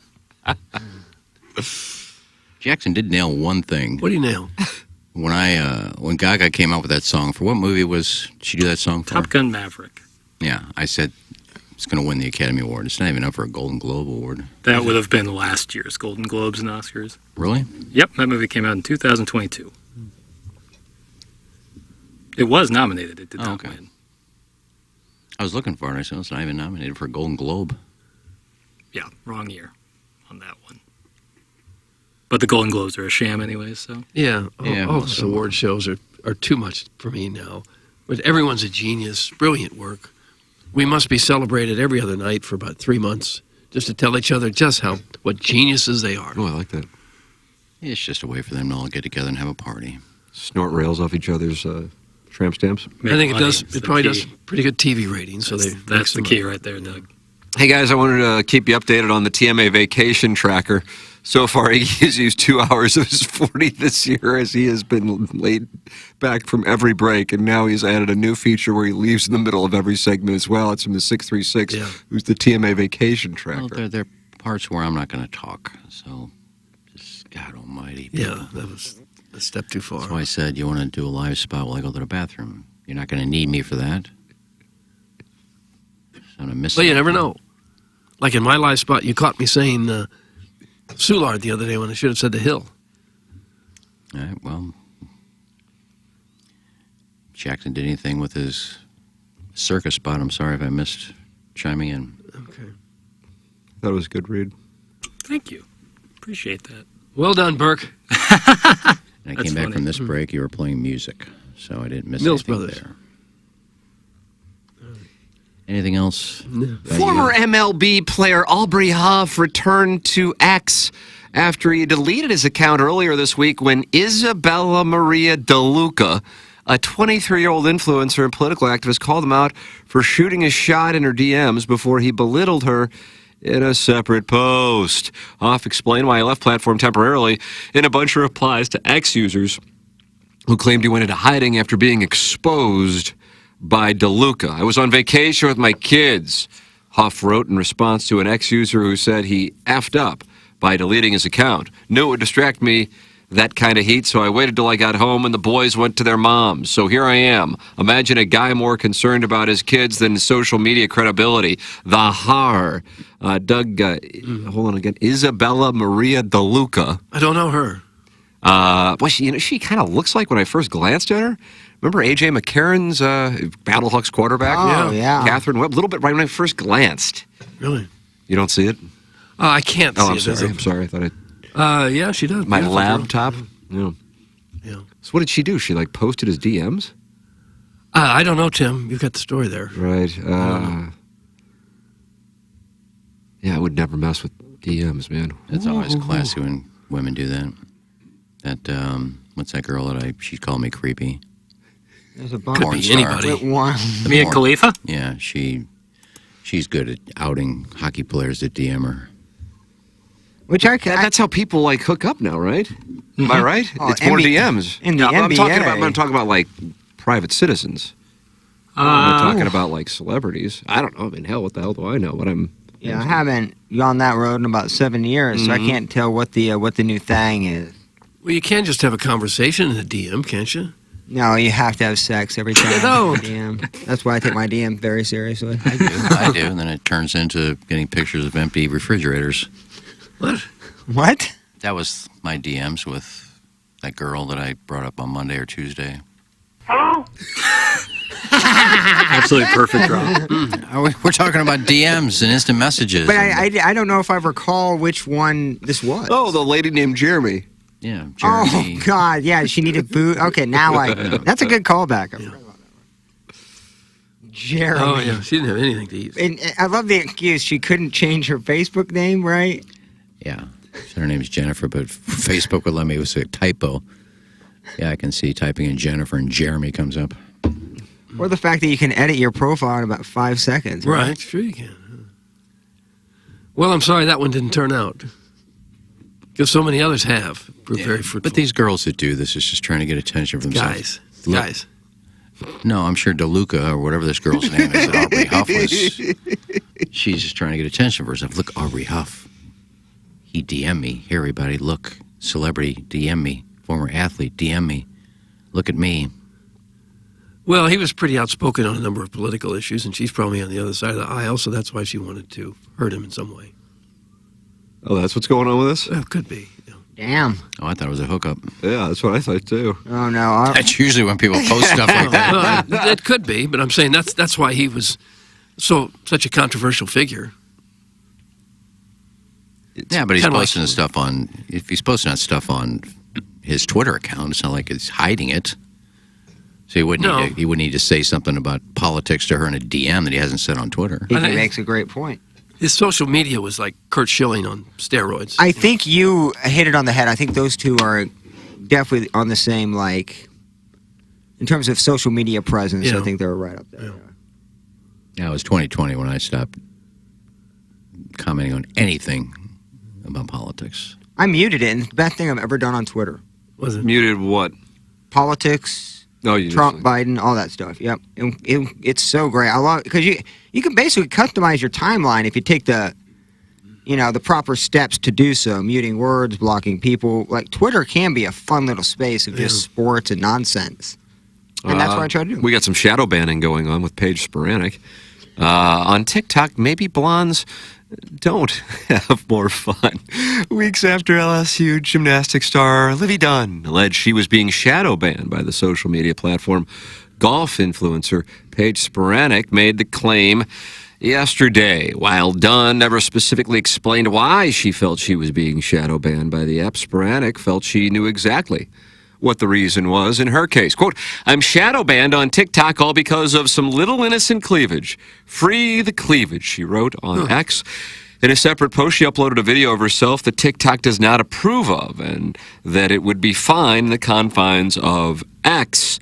The 3-second clip shows the 30-year-old former college and pro golfer in a white dress holding a pink-handled driver in her left hand as she walks toward the camera. The camera zooms in on her as she smiles, flips a golf ball in her right hand, and eventually walks out of frame. And that gets you banned? I don't know. I'm looking at the clips, the photos. This is on the New York Post site. I don't understand why there would be an issue, but... a lot more risque stuff than that on TikTok, isn't there? Not that I spend a lot of time on TikTok. I would She assume. doesn't really do risque stuff either. I've never downloaded TikTok.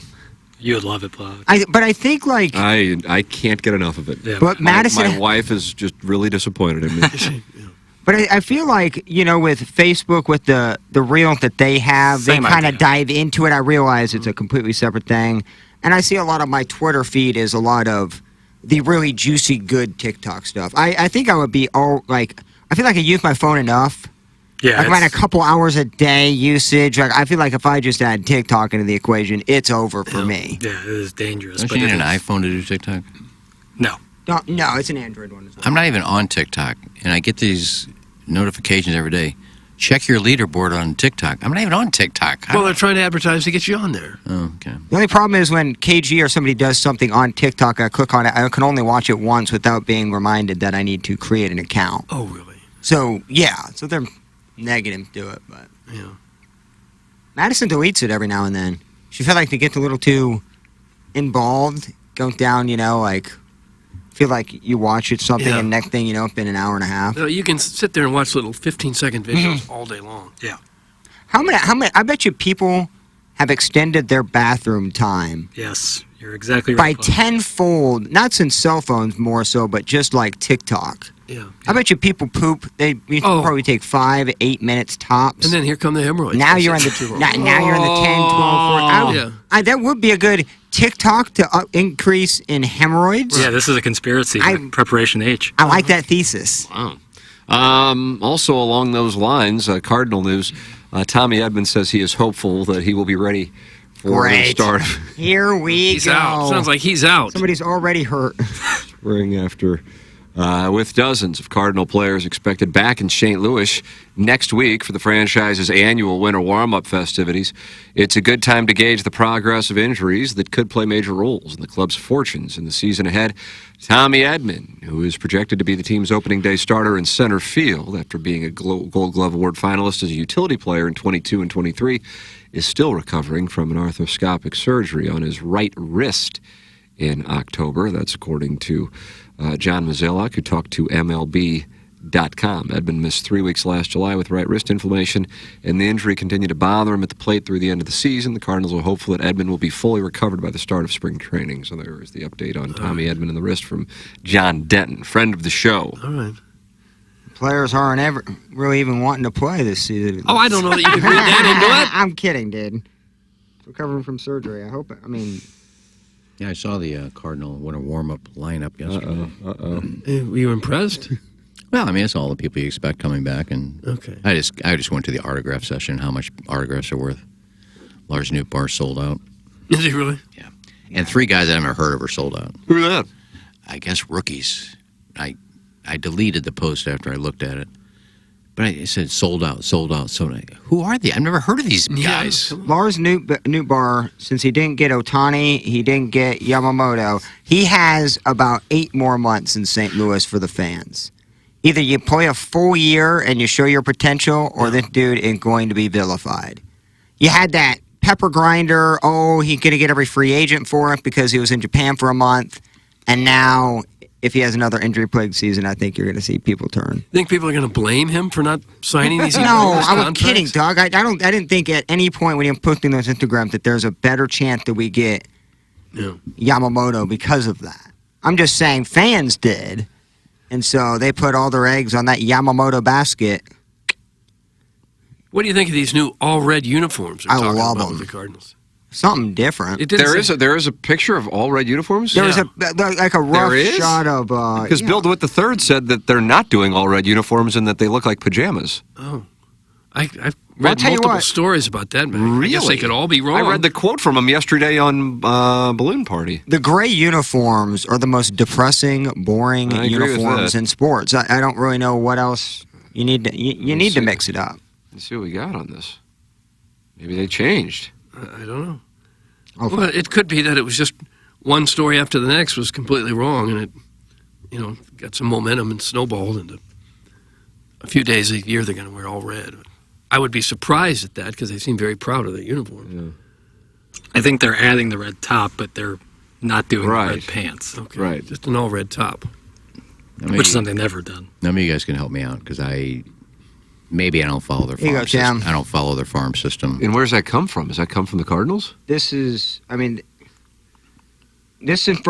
I don't. This is not like a real legit publication, but I forgot where I forgot where exactly it came from. I think it came from a legit source, but it's been passed down, and now people are just posting it. But that was what it looked like. So it's not. That's not. It's not legit. I think it may be people rendering some jerseys they'd like to see. Brian Henson says it's a fake clickbait type story with fake images, from what I understand. That's from Brian Henson. It's somebody creating their own jersey and showcasing what red on red would be. The Baltimore Orioles once wore all orange pants and jerseys. They do black on black, I think. Anytime you do not, if the colors of your pants aren't white or gray, you look like a softball team. Dude, the color rush. It doesn't look good. The color rush year, remember those jerseys when Buffalo played Seattle? It was just bright red versus bright neon. That was the worst game I've ever watched. Baseball in specific, non-white or gray pants look really weird. All right, I was speaking of the winter warm-up. You guys tell me if you know these guys. Okay. And you probably do. Who knows? I'm an idiot for not knowing them. I don't think so. Jordan Walker and Mason Wynn both sold out. Jordan Walker, $75. Mason Wynn, $50. Victor Scott II. Yeah, he could wind up being the starting center fielder at some point. All right, killer year. $10, but he's sold out. That's a pretty good deal. Yeah, value there, Doug. That's actually value. That's the same you can get a Coke for at Enterprise Center. Yeah. Thomas Sagazi. That's the guy they traded for. Yeah, Jordan Montgomery. Year. All right, $10 sold out. Lars Nootbaar sold out. That it? Tink Hence. That pitcher in the minor leagues? $10. I think he was a first rounder a couple years ago. Sold out. Yeah. All right, I'm just saying guys that I've never heard of. Gorman sold out. David Freese sold out. Sonny Gray sold out. And Paul Goldschmidt sold out, but he's pre-signed balls. He won't be there. I don't know. Really? They already have a note. But he lives here, too. They said he pre-signed him? I'm sure he's not here right now. Well, I don't know. He's not going to be there. If he'd be there, he'd sign his own balls. They're all pre-signed. And they're sold out for people willing to pay $50 and $75 for these. I think Goldschmidt's $125. Oh, God. God, man. It's value. So he's about to be traded midway through this year. Well, I don't know. Well, we're going to be 25 games out, so... Freese only 75. He's sold out. He'll be there. Man. Those are just autographed tickets. It means you can't buy an autograph. The tickets are all sold out for his table, so... If Donovan is the DH, I will throw something. Larissa coming back, of course. Wouldn't you rather have a picture with a guy than his autograph? 100%. I'd rather have a picture and the autograph, like that autograph. I think you can. You just can't go behind the table. You got to stand in front of the table with him behind you and take a picture. Yeah. It sells out every year. People flock to that thing and spend all that money. And a lot of it goes to Cardinals Care, so good cause. Yeah, that's true. Sure, it really shines light on the players. Like, wow, look at these fans. They are the best in baseball. I think most teams do something like this in the winter now. I think so. And I don't know if people cover it as intently as... And I think they just... Probably not. There's 30 city caravan they're going on to. They do every year. Albert Bosco, they have free autographs. So they had a list of all the guys that's signing for free. Albert Bosco's free. Have they ever asked you to go there and sign? Yeah, I'm not going there. You're not. They have asked, but you're not going. I actually went 1 year with Ashley Feldman. She'd come. Dave Green found her. She was on. God, she was on that MTV show. Is it Road Rules? Oh yeah, that's a good. She was on Road Rules New Orleans. She's not from St. Louis. I think she's from the East Coast. Somehow Dave reached out to her, and she moved to St. Louis and did an afternoon show. Really? Yeah. They wanted her to get the feel of St. Louis, so they said, Iggy, you're taking her to the winter warm-up. Just walk around and get autographs. Oh, God. Or not autographs, interviews and things like that. God, it's just... Who would go to that thing? I'd love to have you be like a liaison for the players. You know, like you're the in-between guy between the fans and the... I'd love to see some of the back and forth. Sit there and hand them different Sharpies when they run out of ink. Sure. It's like their suitcase pimp, their Sharpie pimp. They sit next to him and hand him a pen. Yeah, well... Sound better than two guys with $800K in the bank going tit for tat on that butthole. Yeah, it does. It does. I could do that. Just sit at my own table. But they're not going to pay you anything to do that. Doug, another listener is leaving the show. We're losing them, man. Swing Haven board members gone, and now wedding tackle. Oh, no. I'm tuning out for the day. I've heard enough of the Iggy Hour. Talk to you guys on Monday. Oh, he's going to be back on Monday. Okay, good. Good to hear. Well, you're only 20 minutes left, so you're going to miss email of the day. Too bad. Yeah. Oh, hold on a second. Peace out. See you Monday. This motor mouth and some Chuck talent. Yeah. All you need is one to. No, all you need is one to say it, then they're all going to start saying it. I'm out. Yeah. They're jumping on Iggy. I'm leaving too. Ha ha. And you still got the radio on, so it don't matter. See, like I feel worse for the listeners if they like paid to listen to this show, but like they can turn it off. They're never going to pay to listen to this show. They can leave for a day, get their steps in at the mall, and then come back Monday and enjoy the show. Harrison's brother Master, he's gone. He's gone. That's 4. They're all leaving. Yeah. I'm out. This is unbearable. Peace out. See you Monday. Tuning out for the day. I'm still here, Tim. That's from Brad and Boca. Oh, good. Ray King, I'm done as well. No, Please 5. accept my resignation as well. God. Tervis Parish is gone. 6. I'm still here, Mr. Doug. Thanks, Brian Henshin. Good. Okay. I turned off my radio. We have lost half a dozen. I think it's more than half a. We're almost at a dozen. Almost a baker's does. You can make the show more interesting by actually having decent texts that are fun to read. They're not that fun to read. You're not doing any better with your crap text. The fact that the show isn't very good, it's on the texters. We've always said that. And the callers, too. If you want a good show, come up with it yourself. You have the option to halt the show or advance it. That is up to you. Certainly not on us. We're the last people to blame for a bad We show. just take the ball and go. We need a facilitator. Yes. Well, that's for the listener. The masturbator isn't going to listen anymore. Damn it. I'm going to stop talking. We need him back. Just kidding. I'm back. Suck my butt, Doug. That's from Ray King. Gosh. Sorry. He left for a few minutes and then he came back. Okay. Ladies and gentlemen, it's time for our design, air, heating, and cooling email of the day. Wow. Jackson, am I the filtered? Well, things are happening. Sorry, I'm moving everything in there at the moment. Larry Thornton says, I'm here. I'd never leave, Iggy. Johnny Johnson says, I'm out too, Tim. Thanks. I'll hang up and listen. That's 7. All right, here we go. Ann Young, creepy. Thanks. That's from number 1 Asian intern Brian Henshin, bowl executive and sponsor of the Sunsets at the Rose Bowl. Doug will vote for that shit. Brian Henshin. I gotta be honest. That's up there. And Young, there it is, the much anticipated hijacking of the 9 a.m. hour. No one asked, but here comes Ken. Choo-choo. A recap. I yelled at some guy on Facebook, but I don't like yelling at people. What's that? What about my little Twitter tantrum yesterday? Well, I was smiling through the scream. That was 8 o'clock hour. Suck it. Thanks. That's from number 1 Asian intern Brian Henshin, a.k.a. ASMR Stevie Nicks, who shan't be coming to St. Louis this summer, a thing it took Ken 4 attempts before he finally ham-handed it into the convo. Hit up the Patreon page for a whisper mashup of Stevie Nicks' greatest hits, Landslide, Born in the USA, and Poker Face. That's not her. No, one of them is Miley Cyrus. Brian Henshin, point 2. And I I think don't think any of them are Miley Cyrus.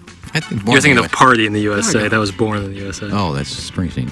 And I was thinking yesterday, Jackson, quickly, I was going to, for our Instagram account for TMA, Iggy attempts an ASMR haircut video. Do I have to be present for that? Who's setting this up? What if I give you the camera and you do it? And then I just hand it back to you. That's cool. You going to get your hair cut or do the hair cutting? No, I'm going to do a fake haircut. On yourself? Wow, this sounds... Well, that's all an ASMR haircut video is fake haircuts. Back to you, Tim. Great. And young, quote unquote, nice one. Thanks. That's from number one Asian intern Brian Henshin. Quote, a prostitute en route to a tater, unquote. An amazing, underappreciated mention by the Plow. Brian Henshin, point 3. Good job, Hench. Give me a C, C. Give me an R, R. Give me an E, E. Give me another E, E. Give me a P, P. Give me a Y, Y. What's that spell? Creepy. It was super creepy when the Strode said, I just wanted to meet the Swing Haven board member's wife before declaring he could retire with an $8,000 DraftKings haul, then declared he'd like to do a lot more in life, but is too poor. Also, Walmart has plenty of 60-year-olds working multiple jobs. Grapefruit. Thanks, and Young. That's from number one Asian. At 3. Again. Now we four. got a limit now, I Those think. people are retired people working at Walmart. They don't have day jobs. They go greet people in the evening. Brian Henshin, point 4. Is that it? Well, if they're working, it's still a job. How many more can he put in there? Don't challenge him. HD Radio. Developed HD Radio, and the system was selected by the U.S. Federals Commission, a.k.a. the FCC, in 2002 as a digital audio broadcasting method for the United States. But I honestly doubt they foresaw how incredible Tim was going to be. But this email is about perception. I have lived my life with one credo: never rat on your friends and always keep your mouth shut. But according to my Google machine, Henry Hill had a darn good reason to narc on Paulie. Turns out Paulie was giving him the high hard one to Karen, whilst Henry was under federal lock and key. In essence, his tattling was the result of a cuck gone wrong. Yes, I'm still torn about what I'm about to say, but somebody call the popo, but morning long Doug Vaughn has been disturbing the peace in my pant. That's from Anita Hardone. Odd. Anita Hardone. Is that true that they didn't include that in the movie? It's probably not true. Okay. Jackson, do you know on that? I don't know. Should have been. Paulie Sorvino? Because Paul Vario, he didn't the say real guy, much. was an old, fat man, and I kind of doubt that he would. I mean, they were very, they were proud of him when he got pinched for the first time and didn't say anything. Yeah, he's 12. Pinched. Yeah. I have no idea what we're talking about. This is Goodfellas. Goodfellas. Blackout. They made prison almost worth going. Oh, come on now. Yeah, with They're bringing in their salami and wine and lobster. You see how thin that The prosciutto, and then they that garlic? The garlic. You see right through it, They had their own cell. I mean, they ran the place. I grew up in a town so small that there were only 28 people in my class. When we graduated 8th grade, we had the bright idea to sing R. Kelly's classic hit, I Believe I Can Fly, as we walked out of the gym, signifying that we were ready to soar, as we received our ceremonial peach fuzz mustaches. Just as the music started playing, Aaron, the dumbest, poorest, dirtiest kid in town, passed out on stage. Quite awkwardly, the CD kept playing, so some kids kept singing as Aaron was lying lifeless on the ground. Oh. You know that thing when an injured athlete stands up after a scary collision and the crowd cheers in support? Yeah. Well, Aaron's mom started clapping when he stood up. But she was literally the only person celebrating because no one cared for Aaron's bad attitude and offensive odor. But wait, it gets more awkward. A split second later, just when we thought Aaron was feeling better, he blew chunks all over the stage, ruining graduation for everyone. This true story occurred in 1998. So for the past 26 years, this has been the single most cringeworthy event I've ever seen. That changed this morning when I learned about a senile old man who mistakenly tweeted the word creepy at a Blues beat reporter who was minding his own business. Lou didn't deserve to be caught up in this whole mess. He's a good man. Did I hear the sound of glass breaking? By God, that's Tommy Mattern's music. He's coming in your tiny studio to personally escort Iggy to the Gatesworth. Never changed, Ken. That's from the JV Golf Coach. JV Golf Coach with a nice little story. And finally, new concept for TMA Trivia. Iggy gives vague clues about a TV show like, quote, it was on Netflix. Quote, there were 2 seasons. Quote, there was a girl with black hair. And we'd call it Guess the Random Girl That Got Iggy Horny. Bonus points if you can provide additional details on when the actress got naked. Let's say you went to Brown and you just started watching season 1 of a show that debuted over 5 years ago, and you tweeted at a 20-something actress you just discovered about how you expect big things from her if she wasn't toiling in obscurity for the last 5 years with joints like The Gringo Stole Christmas. Would that be creepy? Just because Iggy tries to brighten the day of some actress 4 decades younger than him doesn't make him a creep. Age has nothing to do with it. He told Joan Rivers he'd bang her when she was 78. He banged Leona Helmsley in real life when she was in her 60s, and now he's trying to whore himself out to older gentlemen. It's cute how Iggy discusses gay for pay and throws out figures like $800,000.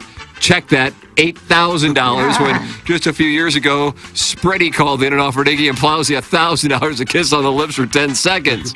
Iggy, who was more concerned about spreading COVID than the homosexual nature of the request, refused only because he didn't want to take off his mask and countered that he was willing to service Plowsy with his hand instead. Oh. Subsequently, after Plowsy had been furloughed, Spready offered $500 for Iggy to kiss Doug on the forehead, and Iggy was crestfallen that Doug wouldn't go along with it. No. Oh, what a tangled web we weave. Happy New Year. It's my birthday in 6 days. Doug, that's Buck Swope. A little bit of history. Buck Swope with a nice little email this morning. That's what we have for the Design Air Heating and Cooling email of the day. Nice body of work by Brian Hinchin. 4 separate emails. That's correct. JV Golf Coach told us a nice little story about throwing up at a grade school graduation. Buck Swope is always strong. I'm torn. I'll go for body of work and Brian Hinchin. 4 emails get rewarded. Volume. Sorry, I was texting Luke Korek. Leave him alone. No, I didn't know I had his number, and I did, so I just texted him. Yeah, you went with quality of work. Quantity. Yeah, that's because they weren't any good. Oh, they weren't bad. But he did send in 4 of them. Yes, he did. So if you put all 4 together, it was better than the other 3. So I'm going to go with Hinchin. All right. Wins. Okay. Brian Hinchin takes the lead. Yeah. It's the email of the day brought to you by Design Air is now a volume-based business. Can be, sure. Yeah, well, just send in 5 or 6. You're probably going to win. One of them's bound to be decent. Looks like Harrison's brother Master has not left for the show because he just texted in, Jackson, Ken better cut the names next week. I will pay you. Okay. All right. Who are you going to pay to do it? Me? Harrison's brother Master, the action's back on you. I think he's going to pay me to have you do it. Yeah, that makes sense. Honestly, it's a sweet gig for me, baby. It is. Yeah. Just a middleman. It's like Rocky taking a little fee, wetting his beak. You would do that for Jackson, wouldn't you, Iggy? If you need me to do it, yes. Yeah. Look at that. You cut up the names, and Jackson can get a fee. I don't care if he gets paid for it. If it helps him out, I'll do it. I don't care if he makes money of it. Look at that, Doug. It's really I can do it. Yeah, I mean, there's no way Master Jackson needs help from 10 to 11 because he's got a long putt to sink when 11 o'clock rolls around, Doug. I asked him what the lead is during the commercial break, and he said, and I go, uh-oh. Blues play last And then the Colonel asked me if we wanted Gabe on, and I said, Jackson asked me if we wanted the Colonel on, and I said, uh-oh. I sense. So you don't have much. It doesn't sound Should have got Joe Buck on to talk about Billy Joel and okay, Sting. leave him alone, too. Listen, tough times don't last, tough people do. Ah! Oh, why don't you have Luke Korek on and really rip him? Dive deep into it. Mm-hmm. Probably What was the reaction when you checked your mentions yesterday afternoon? No, the Blues just beat the second best team in the West. But Look at this guy! Uh-huh. Yeah. Oh, I didn't watch. Don't worry. Oh, come on. Oh, don't say that because they will not be happy. I don't even know Cork knows who I am. I'm not supporting a bankrupt company, so that's why I ain't watching. Oh, you're poor, but you want my money? Psh, peace. Hey, come on now. I've sent Korek 1 text ever. Tuesday, April 26, 2016. Yeah, on NHL Radio at 11:20. Try working me on at noon. Cool, call you at noon. Okay. I like that. That puts the a woman? bow on what it was. A great That was 8 years ago. hockey-oriented presentation today. Back when I was lining up Luke Korek. Where was I 8 years ago that I was lining up Luke Korek? No, we got to check What was it, 2016? Weren't you at 9:20? Yeah, we were getting ready to leave 9:20. If we had the book, we could just go back chronologically and check the Thank book. you, Paul Hawk. It's like a reference. Right? I was probably doing the Reference Stoller pages on the Gaudier back show would be then. hilarious. Probably Stoller Damn, we're Gaudier missing show. out. Stoller and Gaudier? One of those two. If I was at 9:20, it's the only 2 shows I worked on, but I wouldn't be lining up guests for Stoll. He would do his own. Nice. Gaudier take anybody. Makes the producing room. All right, Doug, we got to go down the hallway. Then we got QFTA coming up. That's on the TMA YouTube channel. This is on the 101 ESPN channel. Time for us to go. For the Plowhawk, for Action Jacks, for Kenneth Iggy Strode, for my brother Kevin, for Douglas Elvin Vaughn, I'm Tim McKernan. This is Ben TMA, presented to you by Brown and Crouppen.